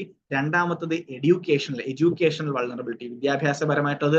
മൂന്നാമത് എൻവയോൺമെന്റൽ, പരിസ്ഥിതിയുമായി ബന്ധപ്പെട്ട പ്രശ്നങ്ങൾ. നാലാമത്തത് എക്കണോമിക് വൾണറബിലിറ്റി. അടുത്തത് പിന്നെ എക്കണോമിക് പറഞ്ഞു, എഡ്യൂക്കേഷണൽ പറഞ്ഞു, ഇമോഷണൽ പറഞ്ഞു. അടുത്തത് സോഷ്യൽ വൾണറബിലിറ്റി, സാമൂഹികമായിട്ടുള്ള പ്രശ്നങ്ങൾ എങ്ങനെ കുട്ടികളുടെ ജീവിതത്തെ ബാധിക്കുന്നു എന്നുള്ളത്. അത് വീട്ടിലെ പ്രശ്നങ്ങളാകാം, പൊതുസമൂഹത്തിലെ പ്രശ്നങ്ങളാകാം കുട്ടികളെ ബാധിക്കുന്നത്. വ്യത്യസ്ത തരത്തിലായിരിക്കാം. ഒരുപക്ഷെ പുറത്ത് കുട്ടി സമൂഹത്തിലേക്ക് പോകുമ്പോൾ അവനുണ്ടാകുന്ന ഒരുപക്ഷെ ഒരു ഇരട്ടപ്പേര് വിളിക്കുന്നത് വരെ ഒരു സോഷ്യൽ വൾണറബിലിറ്റി നമുക്ക് കാണാൻ പറ്റുന്നതാണ്. അല്ലെങ്കിൽ പൊതുസ്ഥലത്ത് നിൽക്കുമ്പോൾ ആ പൊതുസ്ഥലം എത്രത്തോളം സേഫ് ആണ് എന്നുള്ളത്. അപ്പൊ അങ്ങനെയുള്ള ഒരു ഈ പറഞ്ഞ പ്രശ്നങ്ങളാണ് നമ്മൾ പ്രാദേശിക തലത്തിൽ മനസ്സിലാക്കേണ്ടത്. ഇവയൊക്കെ തന്നെ നമ്മുടെ പഞ്ചായത്തിലെ ഒരു മാപ്പിങ്ങിനൊക്കെ നമ്മൾ വിധേയമാക്കണം. നമ്മുടെ പ്രദേശങ്ങൾ എത്രത്തോളം കുട്ടികൾക്ക് സൗഹൃദമാണ്, കുട്ടികൾ സുരക്ഷിതരാണോ എന്നുള്ള ഒരു ചിന്തയും ചർച്ചയും ഒക്കെയാണ് നമ്മൾ ഇനി താഴെത്തട്ടിലേക്ക് ഉണ്ടാക്കേണ്ടത്. ഏറ്റവും അവസാനം പറഞ്ഞത് technical vulnerability, mobile phone misuse ആകട്ടെ, ഇന്റർനെറ്റിന്റെ ആകട്ടെ. കാരണം നമുക്കറിയുന്ന കുഞ്ഞു മക്കൾ വരെ ഭക്ഷണം കഴിക്കുമ്പോഴും അമ്മമാര്, രക്ഷകർത്താക്കൾ വരെ മൊബൈൽ ഫോണും കാണിച്ചാണ് ഭക്ഷണം കൊടുക്കുന്നത്. അല്ലെങ്കിൽ വീടുകളിലിരുന്ന് ഭക്ഷണം കഴിക്കുന്ന സമയം പോലും ടിവിയുടെയും ഇന്റർനെറ്റിന്റെയും മുൻപിലാണ്. ഇന്ന് പല കുട്ടികളും ഇന്റർനെറ്റ് ഡാറ്റ സ്ട്രീമിംഗ് ബഫർ ചെയ്തുകൊണ്ടിരിക്കുമ്പോൾ, ഇങ്ങനെ കറങ്ങിക്കൊണ്ടിരിക്കുമ്പോൾ, അല്ലെങ്കിൽ പിന്നെ റേഞ്ച് പോകുമ്പോൾ, വൈഫൈ ഇഷ്യൂ ഉണ്ടാകുമ്പോൾ ഉണ്ടാകുന്ന ബുദ്ധിമുട്ടുകൾ, അപ്പൊ അഡ്ജസ്റ്റ് ചെയ്യാൻ പറ്റാത്ത സാഹചര്യം. ഒപ്പം തന്നെ ഇന്ന് ഒന്ന് താല്പര്യമില്ലെങ്കിൽ അടുത്ത് സ്വൈപ്പ് ചെയ്ത് പോകാൻ പറ്റുന്ന ഒരു അന്തരീക്ഷത്തിലേക്ക് നമ്മുടെ കുട്ടികളുടെ മനസ്സിനെ തന്നെ പ്രോഗ്രാം ചെയ്തുകൊണ്ടിരിക്കുകയാണ്. ഇത് തന്നെ അവരുടെ പഠനത്തെയും പ്രതികൂലമായി ബാധിക്കുകയാണ് ചെയ്യുന്നത്. കാരണം പഠനത്തിലെ അറ്റൻഷൻ സ്പാൻ കുറയുന്നു. ഒരുപക്ഷെ നമ്മളൊക്കെ 30 മിനിറ്റ് വരെ പണ്ട് ക്ലാസ്സുകളിൽ പഠിച്ചിരുന്നെങ്കിൽ ഇന്ന് ഇപ്പോ വൈദ്യശാസ്ത്രം പറയുന്നത് കുട്ടികൾക്ക് 5 മിനിറ്റ് പോലും ഇപ്പൊ അവരുടെ ശ്രദ്ധ ഫോക്കസ് ചെയ്യാൻ പറ്റുന്നില്ല എന്നുള്ളത്. അപ്പൊ ഇങ്ങനെ ഒട്ടനവധി പ്രശ്നങ്ങളാണ് ഇന്നത്തെ നവയുഗ പ്രശ്നങ്ങൾ കുട്ടികളുടെ മേഖല. ഇനി ഏറ്റവും പ്രധാനപ്പെട്ടതോ വിട്ടുപോയതല്ല, അവസാനം പറയാൻ വേണ്ടി വെച്ചിരുന്നതാണ് ലഹരി സംബന്ധമായ പ്രശ്നങ്ങൾ. ലഹരി ഉണ്ടാകുന്ന പ്രശ്നം, അത് സോഷ്യൽ വൾണറബിലിറ്റിക്കകത്തും വരും, ഫിസിക്കൽ വൾണറബിലിറ്റിക്കകത്തും ലഹരിയുമായി ബന്ധപ്പെട്ട പ്രശ്നങ്ങൾ കുട്ടികളെ ബാധിക്കുന്നത്. അപ്പൊ ഇത് ഇന്ന് ഒരുപക്ഷെ നമ്മൾ സ്കൂളുകൾ എടുത്ത് നോക്കിക്കഴിഞ്ഞാൽ കുഞ്ഞു ക്ലാസ്സിലെ കുട്ടികൾ വരെ വ്യത്യസ്ത തരത്തിലുള്ള ലഹരി വസ്തുക്കൾക്ക് അടിമയായി കൊണ്ടിരിക്കുന്ന ഒരു സാഹചര്യമാണ് ഇന്ന് നമ്മൾ കണ്ടുകൊണ്ടിരിക്കുന്നത്. അപ്പോൾ ഒരുപക്ഷെ ചില പ്രശ്നങ്ങളെ നമുക്ക് തുടച്ചു നീക്കാൻ സാധിച്ചിട്ടുണ്ടെങ്കിൽ പുതിയ പ്രശ്നങ്ങൾ, നവയുഗ പ്രശ്നങ്ങളൊക്കെ തന്നെ കുട്ടികളുടെ ജീവിതത്തെ സാരമായി ബാധിച്ചുകൊണ്ടിരിക്കുകയാണ്, അവകാശങ്ങളെ ഹനിച്ചുകൊണ്ടിരിക്കുകയാണ് എന്നുള്ളതാണ് ഇന്നത്തെ കാലത്ത് നമ്മൾ പത്രങ്ങളിലൂടെയും അല്ലെങ്കിൽ ഗവേഷണങ്ങളിലൂടെയൊക്കെ തന്നെ മനസ്സിലാക്കിക്കൊണ്ടിരിക്കുന്ന ഏറ്റവും പ്രധാനപ്പെട്ട ഒരു കാര്യം എന്ന് പറയുന്നത്. ഇനി ഇവയൊക്കെ നോക്കാൻ വേണ്ടിയിട്ട് സംവിധാനങ്ങളൊക്കെ ഉണ്ട്. അതാണ് ഞാനിപ്പോ ഒരിക്കൽ കൂടി ഒരു ഫൈനലായിട്ട് എനിക്ക് പറയാൻ ആഗ്രഹമുള്ളത്. വ്യത്യസ്ത വകുപ്പുകൾക്ക് കീഴിലുള്ള സംവിധാനങ്ങളെ നമ്മൾ താഴെത്തട്ടുള്ള പ്രവർത്തിക്കുന്ന എല്ലാവരും മനസ്സിലാക്കി വെക്കുക എന്നുള്ളതാണ് ഏറ്റവും അടിസ്ഥാനപരമായിട്ട് നമുക്ക് ഉണ്ടാകേണ്ട ഒരു കാര്യം. കുട്ടികൾക്ക് വേണ്ടിയിട്ട് ഏതൊക്കെ സംവിധാനങ്ങൾ പഞ്ചായത്തിൽ പ്രവർത്തിക്കുന്നു, ഈ 4 അവകാശങ്ങളുടെ കീഴിൽ ഈ അവകാശങ്ങളെ സാക്ഷാത്കരിക്കാൻ, ഇപ്പോൾ ഉദാഹരണത്തിന് അതിജീവന അവകാശത്തിൽ ഒന്ന് പ്രാഥമിക ആരോഗ്യ കേന്ദ്രങ്ങള്, അല്ലെങ്കിൽ അങ്കണവാടി കേന്ദ്രങ്ങള് തുടങ്ങിയ സംവിധാനങ്ങളെ നമ്മൾ ലിസ്റ്റ് ഔട്ട് ചെയ്യാൻ നമ്മുടെ പ്രവർത്തകർക്കൊക്കെ സാധിക്കണം. അപ്പൊ ഇതിലൂടെയാണ് ഒരു പക്ഷെ ഞാൻ നേരത്തെ പറഞ്ഞല്ലോ, ഒരു കുട്ടിക്ക് ഒരു പ്രശ്നം വന്നു കഴിഞ്ഞാൽ, അവകാശ ലംഘന പ്രശ്നം വന്നു കഴിഞ്ഞാൽ ഈ സംവിധാനത്തിലേക്ക് നമുക്ക് കണക്ട് ചെയ്യാൻ സാധിക്കുന്നത്. അപ്പൊ പ്രാദേശിക തലത്തിൽ വരെയുള്ള വിഭവ കേന്ദ്രങ്ങളെ നമ്മൾ മനസ്സിലാക്കുക. കുട്ടികൾക്ക് വേണ്ടിയിട്ടുള്ള ഇടപെടലുകൾ കൊടുക്കുന്ന, സേവനം നൽകുന്ന വ്യക്തികൾ, സ്ഥാപനങ്ങൾ, സംവിധാനങ്ങൾ, ഇവയൊക്കെ തന്നെ നമ്മളൊന്ന് അടിസ്ഥാനപരമായിട്ട് ഒരു ചിത്രം ഉണ്ടാക്കി വെക്കുക എന്നുള്ള പ്രധാനപ്പെട്ട കാര്യം. 2 എന്ന് പറഞ്ഞു കഴിഞ്ഞാൽ, ഈ മേഖലയിൽ പ്രവർത്തിക്കുന്ന നമ്മൾ എല്ലാവരും തന്നെയും ഓരോ ദിവസം കഴിയുമ്പോഴും അപ്ഡേറ്റ് ആയിക്കൊണ്ടിരിക്കുക. കുട്ടികളുടെ മേഖലയിൽ വരുന്ന പ്രധാനപ്പെട്ട ഗവേഷണങ്ങള്, ചർച്ചകള്, പഠനങ്ങളെ കുറിച്ചൊക്കെ തന്നെ പരമാവധി മനസ്സിലാക്കി വെക്കുക. പത്രങ്ങളിലൂടെ, ഓൺലൈനിലൂടെ, വിവിധ വകുപ്പുകളുടെ വെബ്സൈറ്റുകൾ പരിശോധിക്കുക. കുട്ടികൾക്ക് വേണ്ടിയിട്ടുള്ള സ്കീമുകൾ എന്തൊക്കെയാണ്, നമ്മുടെ പ്രദേശത്ത് ഏതെങ്കിലും കുട്ടിക്ക് ഈ ഒരു സ്കീമിലേക്ക് ബന്ധപ്പെടുത്തി കൊടുത്താൽ എന്ത് നേട്ടമാണ് ഉണ്ടാകുന്നത്, ഇതൊക്കെ നമ്മൾ മനസ്സിലാക്കി വെക്കുക എന്നുള്ളത് 2ാമത്തെ കാര്യമാണ്. 3ാമത്തെ കാര്യം, ഇത്തരം സംവിധാനങ്ങളുമായിട്ട് ചേർന്ന് പ്രവർത്തിക്കുക. കൺവർജൻസ് എന്ന് നമുക്ക് പറയാൻ സാധിക്കുന്ന ഒരു കാര്യം. ഇന്നും പലപ്പോഴും ചില വകുപ്പുകൾ ചെയ്യുന്നത് മറ്റു വകുപ്പുകൾ അറിയുന്നില്ല. ഓക്കെ, നമ്മളിത് പൊതുസമൂഹത്തിന്റെ കാര്യം വിടാം. കുട്ടികൾക്ക് വേണ്ടി നമ്മൾ സംസാരിക്കുമ്പോൾ എല്ലാ വകുപ്പുകളും കുട്ടികൾക്ക് വേണ്ടി എന്തൊക്കെ ഇടപെടലുകൾ പ്രാദേശിക അടിസ്ഥാനത്തിൽ മുതൽ ചെയ്യുന്നു, ഇവയെല്ലാം തമ്മിൽ ഒരു കൺവർജൻസ്, ഒരു ഐക്യം, ഒരു ഒരുമ കൊണ്ടുവരാൻ സാധിക്കണം. അപ്പോൾ ഒരുപക്ഷെ ഓരോ വകുപ്പുകളും നമ്മൾ പരിശോധിച്ചു കഴിഞ്ഞാൽ കുട്ടികൾക്ക് വേണ്ടിയിട്ട് വ്യത്യസ്തമായിട്ടുള്ള തുകയാണ് മാറ്റിവെക്കുന്നത്. പഞ്ചായത്തിന്റെ ബഡ്ജറ്റുകൾ പരിശോധിക്കാൻ നമുക്ക് സാധിക്കണം. ഈ 4 അവകാശങ്ങൾക്ക് വേണ്ടിയിട്ട് ഓരോ പഞ്ചായത്തും എത്ര രൂപയാണ് മാറ്റിവെക്കുന്നത് കുട്ടികളുടെ ഇടപെടലിന് വേണ്ടിയിട്ട്, അത് പരിശോധിച്ചതിന് ശേഷം നമ്മുടെ പഞ്ചായത്തിന്റെ പുരോഗതി, ഈ മേഖലകളിൽ എത്രത്തോളം പുരോഗതി നമുക്ക് കൈവരിക്കാൻ സാധിച്ചിട്ടുണ്ട് എന്നുള്ള ചർച്ചകൾക്കും ചിന്തകൾക്കും പഠനങ്ങൾക്കും വിധേയമാക്കണം. എങ്കിൽ മാത്രമേ പഞ്ചായത്തിന്റെ പുരോഗതി, നമ്മൾ ചിലവാക്കുന്ന കാശ്, ബഡ്ജറ്റുള്ള ഇത്ര തുക കുട്ടികൾക്ക് ഇങ്ങനെ അവരുടെ മേഖലയിൽ മാറ്റം ഉണ്ടാക്കി നമുക്ക് ചിന്തിക്കാൻ സാധിക്കുകയുള്ളൂ. ഞാൻ പറഞ്ഞു വരുന്നത് 3ാമത്തെ കൺവർജൻസ് എന്ന് പറയുമ്പോൾ വകുപ്പുകളുമായി ചേർന്ന്, ഒപ്പം തന്നെ പ്രാദേശിക തലത്തിൽ പ്രവർത്തിക്കുന്ന സന്നദ്ധ സംഘടനകളുമായി ചേർന്ന് നമ്മൾ അടുത്തേർന്ന് പ്രവർത്തിക്കുക, അവരുടെ സർവീസസ് മനസ്സിലാക്കുക, എങ്ങനെ പൊതുസമൂഹത്തിൽ നമുക്കത് കുറച്ചുകൂടെ കൂടുതലായിട്ട് നമുക്ക് ലിങ്ക് ചെയ്യാം എന്നുള്ളത് സാധിക്കുക എന്നുള്ളതാണ്. ഇനിയോ ഏറ്റവും പ്രധാനപ്പെട്ടത്, കുട്ടികളുമായി ബന്ധപ്പെട്ട വിഷയങ്ങളുണ്ടെങ്കിൽ ഇടപെടേണ്ട സംവിധാനങ്ങൾ അറിയിക്കുക എന്നുള്ളത്. ശൈശവ വിവാഹമാവട്ടെ, ബാലവേലയാകട്ടെ, കുട്ടികൾക്ക് നേരിലുള്ള പീഡനമാകട്ടെ, കുട്ടികളുമായി ബന്ധപ്പെട്ട അവരുടെ അവകാശ നിഷേധനം എന്ത് തന്നെ ആയാലും, എന്ത് വാർത്തയാണ് നമ്മൾ അറിയുന്നതെങ്കിലും അതിനെക്കുറിച്ച് മനസ്സിലാക്കിയിട്ട് അറിയിക്കേണ്ട സംവിധാനങ്ങൾ അറിയിക്കുക. പോലീസിനെയോ, ചൈൽഡ് ഹെൽപ്പ് ലൈനെയോ, അല്ലെങ്കിൽ കൺസേൺ ആയിട്ടുള്ള അംഗൻവാടി സംവിധാനങ്ങളെയോ, ചൈൽഡ് പ്രൊട്ടക്ഷൻ യൂണിറ്റുകളെയോ, നമുക്ക് ഒരുപാട് സംവിധാനങ്ങളാണ്. ഒരുപക്ഷെ നമ്മൾ 90കളുടെ കാലഘട്ടം പരിശോധിച്ചു കഴിഞ്ഞാൽ ആകെ ഉണ്ടായിരുന്ന സംവിധാനം ചൈൽഡ് ലൈൻ സംവിധാനമായിരുന്നെങ്കിൽ ഇന്ന് ഇഷ്ടം മാതിരി സംവിധാനങ്ങൾ, ഒരുപാട് സംവിധാനങ്ങളാണ് നമ്മുടെ രാജ്യത്ത്, നമ്മുടെ സംസ്ഥാനത്ത് താഴെത്തട്ട് മുതൽ കുട്ടികൾക്ക് വേണ്ടിയിട്ട് പ്രവർത്തിക്കുന്നത് എന്നുള്ളതാണ്. അപ്പൊ സംവിധാനങ്ങളുടെ അപര്യാപ്തതയല്ല, സേവനങ്ങളുടെ അപര്യാപ്തതയല്ല, നിയമങ്ങളുടെ അപര്യാപ്തതയല്ല, മറിച്ച് ഇതൊക്കെ തന്നെ പരമാവധി കുട്ടികളിലേക്ക് എത്താൻ പറ്റുന്നില്ല എന്നുള്ളതാണ് ഞാൻ പലപ്പോഴും ചിന്തിക്കുന്ന ഒരു കാര്യം എന്നുള്ളതാണ്. അപ്പൊ ഇവിടെയാണ് നമ്മുടെ റോൾ, ഈ മേഖലയിൽ പ്രവർത്തിക്കുന്ന നമ്മുടെ റോൾ എന്ന് പറയുന്നത്. ഒന്ന്, ഈ സംവിധാനങ്ങളൊക്കെ തന്നെ, ഈ സേവനങ്ങളൊക്കെ തന്നെ, അല്ലെങ്കിൽ ഈ പദ്ധതികളൊക്കെ തന്നെ കുട്ടികളുടെ ജീവിതവുമായി ബന്ധപ്പെടുത്താൻ നമുക്ക് സാധിക്കണം. കുട്ടികളുടെ അവകാശ ലംഘനങ്ങൾ എവിടെ ശ്രദ്ധയിൽപ്പെട്ടാലും ഈ സംവിധാനങ്ങളിലേക്ക് നമുക്ക് കണക്ട് ചെയ്യാൻ സാധിക്കുക എന്നുള്ളതാണ് നമുക്ക് ചെയ്യാൻ പറ്റുന്ന ഏറ്റവും പ്രധാനപ്പെട്ട ഒരു കാര്യം എന്ന് പറയുന്നത്. ഇനിയോ നമ്മുടെ തലത്തിൽ നമുക്ക് സപ്പോർട്ട് ചെയ്യാം. പ്രാദേശിക തലത്തിൽ കുട്ടികളെ മെന്റർ ചെയ്തുകൊണ്ട്, ഇപ്പൊ നമ്മുടെ പഞ്ചായത്തുകളിൽ, നമ്മുടെ പ്രദേശങ്ങളിലൊക്കെ തന്നെ അറിവും അനുഭവവും ഒക്കെയുള്ള, അല്ലെങ്കിൽ ലോകപരിചയമുള്ള ഒട്ടനവധി ആളുകൾ കാണും. പ്രത്യേകിച്ച് റിട്ടയർഡ് ആയിട്ടിരിക്കുന്ന അധ്യാപകര്, പോലീസുകാര്, വക്കീലന്മാര് തുടങ്ങി ഒരുപാട് ആളുകൾ. അപ്പൊ ഈ മേഖലയിലെ ആളുകളെയൊക്കെ ഒരുമിച്ച് അംഗൻവാടി തലത്തിൽ എന്തുകൊണ്ട് നമുക്ക് കൊണ്ടുവരാൻ സാധിക്കൂടാ? അങ്ങനെയുള്ള ചിന്തകൾ നമ്മൾ ചിന്തിച്ചു തുടങ്ങണം. അംഗൻവാടികൾ ഇത്തരം പ്രാദേശിക തലത്തിലെ വിജ്ഞാന കേന്ദ്രങ്ങളാക്കാൻ നമുക്ക് സാധിക്കണം. നമ്മുടെ പ്രദേശത്തെ അറിവുള്ള ഇത്തരം ആളുകളെ അംഗൻവാടി മാനേജ്മെന്റ് കമ്മിറ്റിയിലേക്ക് കൊണ്ടുവരിക, അവരിൽ നിന്നും കുട്ടികൾക്ക് എന്തൊക്കെ സേവനം നമുക്ക് കൊടുക്കാൻ സാധിക്കും എന്നുള്ളതൊക്കെ നമുക്ക് ചിന്തിക്കാൻ സാധിക്കും. അപ്പൊ നമ്മളിങ്ങനെ പുതിയ ആശയങ്ങൾ ഇന്നത്തെ കാലത്തിനനുസരിച്ച് അവകാശ സംരക്ഷണത്തിന് വേണ്ടി നമുക്ക് എന്തൊക്കെ ചെയ്യാൻ സാധിക്കുമോ അത്തരത്തിലുള്ള ഇടപെടലുകളാണ് പ്രാദേശിക തലം മുതൽ നമുക്ക് ചെയ്യാൻ സാധിക്കുന്ന ഒരു കാര്യം.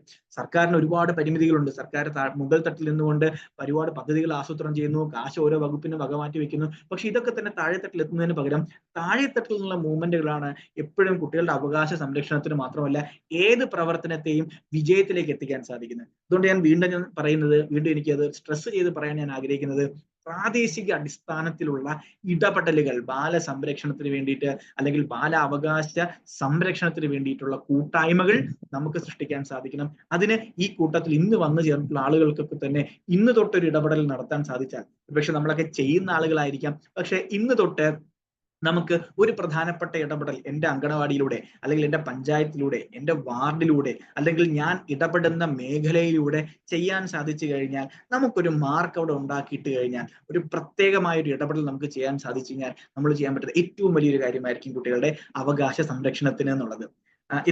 ഇത്രയും ചിന്തകളും ആണ് അല്ലെങ്കിൽ ഇത്രയും ആശയങ്ങളാണ് എനിക്ക് ഈ കൂട്ടായ്മയോട് പങ്കുവയ്ക്കാൻ ഞാൻ ആഗ്രഹിക്കുന്നത്. ചോദ്യങ്ങൾ എന്തെങ്കിലും ഉണ്ടെങ്കിൽ ഇനി ചോദിക്കാം. കാരണം ഈ ഒരു സമയമാണ്, 1 മണിക്കൂർ സമയത്തോളം ഞാൻ എടുത്തിരിക്കുകയാണ്.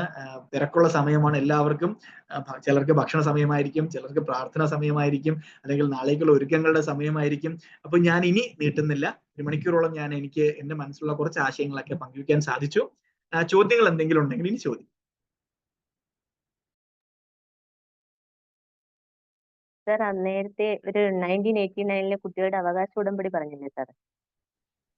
പറഞ്ഞോളൂ മാഡം. അപ്പൊ അതില് UNC അതില് അതൊന്ന് പറഞ്ഞുതരാമോ? ഓർത്തിരിക്കേണ്ടത്, അതിന്റെ ഒരു ഷോർട്ട് ഫോം ഓർത്തിരിക്കേണ്ടത് UNCRC, united nations convention on the rights of the child. മലയാളത്തിൽ പറയുമ്പോൾ ഐക്യരാഷ്ട്രസഭയുടെ കുട്ടികളുടെ അവകാശ ഉടമ്പടി. ഓർത്തിരിക്കേണ്ട സൂത്രവാക്യം അല്ലെങ്കിൽ ഒരു ഷോർട്ട് കോഡ് എന്ന് വേണമെങ്കിൽ പറയാം, UNCRC, UN United Nations, CRC convention on the rights of the child. മലയാളത്തിൽ പറയുമ്പോൾ ഐക്യരാഷ്ട്രസഭയുടെ കുട്ടികളുടെ അവകാശ ഉടമ്പടി. ഇതിലാണ് ഈ 4 അവകാശങ്ങൾ, അതിജീവനം, സംരക്ഷണം, വികസനം, പങ്കാളിത്തം വന്നിരിക്കുന്നത്. 4 അല്ല, 42 അവകാശങ്ങളാണ്. അതിൽ 52 ആർട്ടിക്കിളുകളുണ്ട്. അതിൽ 1 തൊട്ട് 42 വരെ അവകാശങ്ങളാണ്. ഈ അവകാശങ്ങളെ 4 തൂണുകളായിട്ട് കാറ്റഗറൈസ് ചെയ്യുന്നു: സർവൈവൽ, ഡെവലപ്മെന്റ്, പ്രൊട്ടക്ഷൻ, പാർട്ടിസിപ്പേഷൻ. അതിജീവനം, സംരക്ഷണം, വികസനം, പങ്കാളിത്തം. ഇനി 1989 നവംബർ 20 ഇത് പ്രാബല്യത്തിൽ വന്നത്. നമ്മുടെ രാജ്യം ഇതിൽ ഒപ്പുവെക്കുന്നത് 1992 ഡിസംബർ 11. Okay, thank U.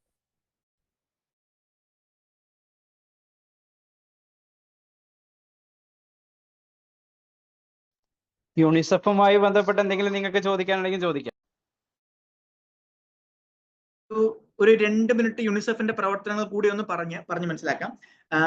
ഒരുപക്ഷെ ഏറ്റവും കൂടുതൽ ഓഫീസുകളുള്ള, അതായത് യുഎന്റെ കീഴിൽ ഒരുപാട് സ്ഥാപനങ്ങളുണ്ട്. അതായത് യുണൈറ്റഡ് നേഷൻസിന്റെ കീഴിൽ വ്യത്യസ്ത സംവിധാനങ്ങൾക്ക് വേണ്ടിയിട്ട് വ്യത്യസ്ത ഉപവകുപ്പുകൾ പ്രവർത്തിക്കുന്നു. അതിൽ നമ്മളിപ്പോൾ ഒരുപക്ഷെ കോവിഡ് സമയത്തിന് ശേഷം ഏറ്റവും കൂടുതൽ കേട്ട പേരാണ് ലോകാരോഗ്യ സംഘടന, WHO. ഒന്ന്. ഇനി സ്ത്രീകൾക്ക് വേണ്ടിയിട്ട് UN വിമൺ എന്ന് പറഞ്ഞിട്ടൊരു പ്രവർത്തനമുണ്ട്. കുട്ടികളുടെ കാര്യങ്ങൾ നോക്കാനായിട്ട് 49 തൊട്ട് സജീവമായിട്ട് പ്രവർത്തിക്കുന്നത് യുണിസെഫ് ആണ്. ഇപ്പൊ യുണൈറ്റഡ് നേഷൻസ് ചിൽഡ്രൻസ് ഫണ്ട് എന്നാണ് പറയുന്നത്.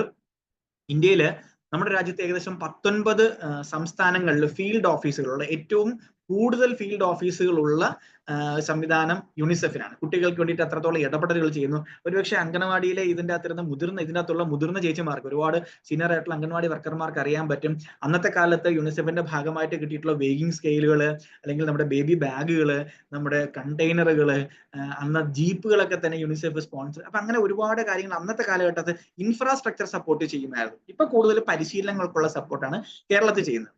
കേരളത്തിന് പ്രത്യേകിച്ച് ഓഫീസില്ല. കേരളം ഒരു കുഞ്ഞൻ സംസ്ഥാനം, 14 ജില്ലകള്. ഇവിടെ തമിഴ്നാടും കേരളവും കൂടെ ചേർന്നിട്ടാണ് ഒരു ഓഫീസ് ഉള്ളത്. യുണിസെഫിന്റെ പ്രവർത്തനങ്ങൾ കേരളവും തമിഴ്നാടും ഒറ്റ ഓഫീസാണ് നോക്കുന്നത്. ചെന്നൈയിലാണ് ഓഫീസ് സ്ഥിതി ചെയ്യുന്നത്. ഇനി യുണിസെഫ് ഇന്ത്യയിൽ പ്രധാനമായിട്ടും ചെയ്യുന്ന ഇടപെടലുകൾ ഒരുപക്ഷെ വ്യത്യസ്ത മേഖലകളിലാണ് യുണിസെഫ് ജോലി ചെയ്യുന്നത്. അതിൽ ഏറ്റവും പ്രധാന 75 വർഷമായിട്ട് യുണിസെഫ് ഇന്ത്യയിൽ പ്രവർത്തിക്കുന്നുണ്ട്. ഏകദേശം ഒരു 500ഓളം സ്റ്റാഫാണ് ഇന്ത്യയിൽ മുഴുവൻ പ്രവർത്തിക്കുന്നത്. സ്റ്റാഫിനോടൊപ്പം തന്നെ കൺസൾട്ടൻസ് ആയിട്ടും ഏകദേശം അത്രത്തോളം തന്നെ ആളുകളുണ്ട്. ഒരുപക്ഷെ ഇന്ത്യയിലെ ഒരു 90% വരുന്ന കുട്ടികളുടെ ഒരു ജനസംഖ്യയെ കവർ ചെയ്യാൻ പറ്റുന്ന പ്രവർത്തനങ്ങളാണ് യുണിസെഫ് ചെയ്തുകൊണ്ടിരിക്കുന്നുള്ളത് പറയുമ്പോൾ വളരെ ഒരു എന്താണ് വലിയൊരു സുസ്ഥിരമായ ഒരു നേട്ടമെന്ന് വേണമെങ്കിൽ നമുക്ക് പറയാൻ സാധിക്കും. ഒട്ടനവധി ഇടപെടലുകളാണ് യൂണിസെഫ് ചെയ്തിട്ടുള്ളത് കുട്ടികൾക്ക് വേണ്ടിയിട്ട്. അതിൽ ഏറ്റവും ശ്രദ്ധേയമായത് ഒന്ന് പോളിയോയുമായി ബന്ധപ്പെട്ട ഇടപെടലുകൾ, പോളിയോ ക്യാമ്പയിനുകൾ റൺ ചെയ്തുകൊണ്ട് ആ സമയത്ത്. പിന്നെ ഒരുപക്ഷെ എനിക്ക് തോന്നുന്നു ഈ കൂട്ടത്തിൽ തന്നെയുള്ള പല ആളുകളും 2013-14 കാലഘട്ടങ്ങളിലെ മിഷൻ, നമ്മുടെ മീസിൽസ് റുബല്ല ക്യാമ്പയിൻ, അതൊക്കെ തന്നെ മുന്നോട്ട് കൊണ്ടുവന്നതും അതിനു വേണ്ടിയിട്ടുള്ള പ്രവർത്തനങ്ങൾ സർക്കാരിന് പിന്തുണ നൽകിയതൊക്കെ തന്നെ യൂണിസെഫ് ആണ്. മീസിൽസ് റുബല്ല ക്യാമ്പയിന് ഈ കഴിഞ്ഞ കോവിഡ് വാക്സിനേഷൻ സമയത്തായാലും കുട്ടികളുടെ ഇടയിലുള്ള ഹെൽത്ത് സപ്പോർട്ട്, നമ്മുടെ കോവിഡ് അപ്രോപ്രിയേറ്റ് ബിഹേവിയർ, അതായത് മാസ്ക് വെക്കുക, അങ്ങനെ തുടങ്ങി ഒരുപാട് ഇടപെടലുകളെ സപ്പോർട്ട് ചെയ്തത് യൂണിസെഫ് ആണ്. കേരളത്തിലും രാജ്യം മുഴുവൻ, പ്രത്യേകിച്ച് പാലക്കാട് മേഖലയിൽ ഞാൻ ആ സമയത്തും കുറച്ചുകൂടി കൂടുതൽ യൂണിസെഫിന് വേണ്ടിയിട്ട് ഇത്തരം പ്രവർത്തനങ്ങൾ വർക്ക് ചെയ്തിരുന്നു. അട്ടപ്പാടി തുടങ്ങിയ പ്രദേശങ്ങളിലൊക്കെ തന്നെ കോവിഡ് അപ്രോപ്രിയേറ്റ് ബിഹേവിയർ യാഥാർത്ഥ്യമാക്കുന്നതിന് വേണ്ടിയിട്ട് ബോധവൽക്കരണ പ്രവർത്തനങ്ങളിലൊക്കെ തന്നെ യൂണിസെഫ് സജീവമായിരുന്ന ഒരു കാലഘട്ടം ഉണ്ടായിരുന്നു. വയനാട് ആദിവാസി മേഖലകളിലാവട്ടെ, അങ്ങനെ. അപ്പൊ ഇവിടെ പറഞ്ഞു വരുന്നത് ഏറ്റവും പ്രധാനപ്പെട്ട ഇടപെടലുകൾ ഒന്ന് ചൈൽഡ് പ്രൊട്ടക്ഷന് വേണ്ടിയിട്ടാണ്, കുട്ടികളുടെ സംരക്ഷണം, നിയമബോധവൽക്കരണം, ഇടപെടലുകൾ, ഗവേഷണം തുടങ്ങി ഒരുപാട് കാര്യങ്ങൾ ചെയ്യുന്നുണ്ട്. വ്യത്യസ്ത വകുപ്പുകളുമായിട്ടും സംസ്ഥാനങ്ങളുമായിട്ടും സംവിധാനങ്ങളുമായിട്ടും ചേർന്നുകൊണ്ട്. ഇവിടെ വനിതാ ശിശു വികസന വകുപ്പുമായിട്ട് ഇടപെടലുകൾ നടത്തുന്നുണ്ട്. ബാലാവകാശ കമ്മീഷനുമായിട്ട് ചേർന്നിട്ട് പ്രവർത്തനം നടത്തുന്നുണ്ട്. ബഹുമാനപ്പെട്ട ഹൈക്കോടതിയുമായി ചേർന്നുകൊണ്ട് ബോധവൽക്കരണ പ്രവർത്തനങ്ങൾ, ഗവേഷണങ്ങളൊക്കെ തന്നെ നടത്തി വരുന്നുണ്ട്. ICPS പദ്ധതിയുമായി ചേർന്നുകൊണ്ട് തന്നെ യൂണിസെഫ് ഇടപെടുന്നു, പ്രവർത്തിക്കുന്നുണ്ട് ചൈൽഡ് പ്രൊട്ടക്ഷന്റെ കീഴിൽ. പിന്നെ ഇന്ത്യയിൽ ചെയ്യുന്നത് ചൈൽഡ് സർവൈവലിന് വേണ്ടിയിട്ടാണ്. അത് ഞാൻ ഈ നേരത്തെ പറഞ്ഞ ആദ്യത്തെ 1000 ദിവസങ്ങളുടെ പ്രാധാന്യം, പ്രതിരോധ കുത്തിവയ്പ്പുകള്, പിന്നെ നമ്മുടെ ബ്രസ്റ്റ് ഫീഡിങ്ങിന്റെ പ്രാധാന്യം, ശുചിത്വത്തിന്റെ കാര്യങ്ങൾ, ശീലങ്ങൾ ഉറപ്പാക്കുക, ആ മേഖലയിൽ പ്രവർത്തിച്ചു വരികയാണ്. അപ്പൊ ചൈൽഡ് പ്രൊട്ടക്ഷനിൽ പ്രവർത്തിക്കുന്നുണ്ട്, ചൈൽഡ് സർവൈവലിൽ പ്രവർത്തിക്കുന്നുണ്ട്. വിദ്യാഭ്യാസ മേഖലയിൽ കുട്ടികളുടെ വിദ്യാഭ്യാസം ഉറപ്പുവരുത്തുന്നതിന് വേണ്ടിയിട്ടുള്ള ഇടപെടലുകൾ യൂണിസെഫ് ചെയ്യുന്നുണ്ട്. പിന്നെ അടിയന്തരമായിട്ടുള്ള ഇടപെടലുകൾ, അടിയന്തര സാഹചര്യങ്ങൾ, ഇപ്പൊ വയനാട് പ്രദേശത്ത് നമ്മൾ കണ്ടൊരു അടിയന്തരമായ സാഹചര്യം, ഇത് മാത്രമല്ല സമാനമായ അടിയന്തര സാഹചര്യങ്ങൾ കുട്ടികൾ ഫേസ് ചെയ്യുന്ന ഒരുപാട് നമ്മുടെ രാജ്യത്തുണ്ട്. ആ മേഖലകളിലൊക്കെ തന്നെയും യൂണിസെഫിന്റെ ഇടപെടലുകൾ ഉണ്ടായിട്ടുണ്ട്. 2018 വെള്ളപ്പൊക്ക സമയത്ത്, 2018 വെള്ളപ്പൊക്ക സമയം നമുക്കറിയാം, കേരളത്തിലെ കുറെ ജില്ലകൾ ഒക്കെ തന്നെ വെള്ളത്തിന് കീഴിലായിരുന്നു. ആ സമയത്ത് ഒരുപക്ഷെ എൻ്റെ ഒരു അനുഭവം വെച്ചിട്ട്, ഞാൻ ആ സമയത്തും യൂണിസെഫുമായി ചേർന്ന് നിൽക്കുന്ന സമയമാണ്. നമ്മുടെ വെള്ളം കയറിയ പ്രദേശങ്ങളിലൊക്കെ തന്നെ അവിടെയുള്ള ഒരുപാട് ഇടപെടലുകൾ, ക്യാമ്പുകൾ ബാലസൗഹൃദമാക്കുന്നതിന്, അടിസ്ഥാന സൗകര്യങ്ങൾ കൊണ്ടുവരുന്നതിന് വേണ്ടിയിട്ട്, അതിന് വേണ്ടിയിട്ടുള്ള നയരൂപീകരണം, അതിന് വേണ്ടിയിട്ടുള്ള ഇൻഡിക്കേറ്ററുകൾ അല്ലെങ്കിൽ സൂചകങ്ങൾ പരിശോധിക്കുക, ക്യാമ്പ് വിസിറ്റ് നടത്തുക, കുട്ടികൾക്ക് കൗൺസിലിംഗ് കൊടുക്കുക തുടങ്ങി ഒരുപാട് കാര്യങ്ങളാണ്. ഗർഭിണികളായ അമ്മമാർക്കുള്ള ഫോളോ അപ്പ്, മുലയൂട്ടുന്ന അമ്മമാർക്ക് വേണ്ടിയിട്ടുള്ള അടിസ്ഥാന സൗകര്യങ്ങൾ, കൗമാരക്കാരായിട്ടുള്ള കുട്ടികൾക്ക് വേണ്ടിയിട്ടുള്ള ഒക്കെ ആ കാലഘട്ടത്തിൽ ചെയ്യുന്നുണ്ടായിരുന്നു. പിന്നെ സോഷ്യൽ പോളിസി, ഇപ്പൊ ഞാനിപ്പോ നിൽക്കുന്നത് സോഷ്യൽ പോളിസിയുടെ കൺസൾട്ടന്റ് ആയിട്ടാണ്. അപ്പൊ ഇങ്ങനെ സർക്കാർ നയങ്ങളെ ആവശ്യത്തിനനുസരിച്ച് നയങ്ങൾ രൂപീകരണത്തിന് സഹായിക്കുക, ചില നയങ്ങളുടെ ഇടപെടൽ എങ്ങനെയാണെന്നുള്ളത്, അല്ലെങ്കിൽ ചില നയങ്ങളിലൂടെ എന്തൊക്കെ മാറ്റങ്ങളാണ് കുട്ടികൾക്ക് കൊണ്ടുവരാൻ സാധിക്കുന്നത്, അങ്ങനെ സോഷ്യൽ പോളിസി മേഖലയിൽ ഫോക്കസ് ചെയ്യുന്നുണ്ട്. പിന്നെ ജെൻഡർ മേഖലയിൽ പ്രവർത്തിക്കുന്നുണ്ട്. ഇതൊക്കെയാണ് പ്രധാനമായിട്ട്. അപ്പൊ 4 അവകാശങ്ങൾ കേന്ദ്രീകരിച്ചും ഒട്ടനവധി ഇടപെടലുകളാണ് ചെയ്തുകൊണ്ടിരിക്കുന്നത്. ഇവിടെ കേരളത്തില് പിന്നെ സാമൂഹ്യ നീതി വകുപ്പ് വഴി, വനിതാ ശിശു വികസന വകുപ്പ് വഴി, പോലീസ് വകുപ്പ് വഴി, പിന്നെ വിദ്യാഭ്യാസ വകുപ്പ്, ആരോഗ്യ വകുപ്പ്, പട്ടികജാതി പട്ടികവർഗ വികസന വകുപ്പ് തുടങ്ങിയ വകുപ്പുകളിലൂടെയൊക്കെ തന്നെ കുട്ടികൾക്ക് വേണ്ടിയിട്ട് യൂണിസെഫ് വിവിധങ്ങളായിട്ടുള്ള ഇടപെടലുകൾ നടത്തിക്കൊണ്ടിരിക്കുകയാണ്.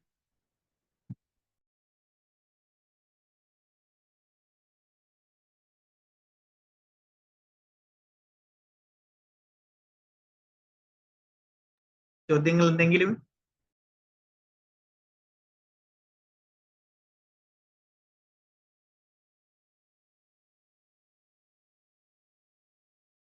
പ്രത്യേകിച്ച് വേറെ ചോദ്യങ്ങളൊന്നും കാണുന്നില്ല സാറേ. അങ്ങനെയാണെങ്കിൽ നമുക്ക് ഇന്നത്തെ സെഷൻ വൈൻഡപ്പ് ചെയ്യാൻ തോന്നുന്നു അല്ലേ?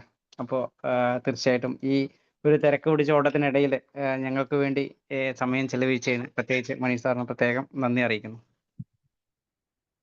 Thank you.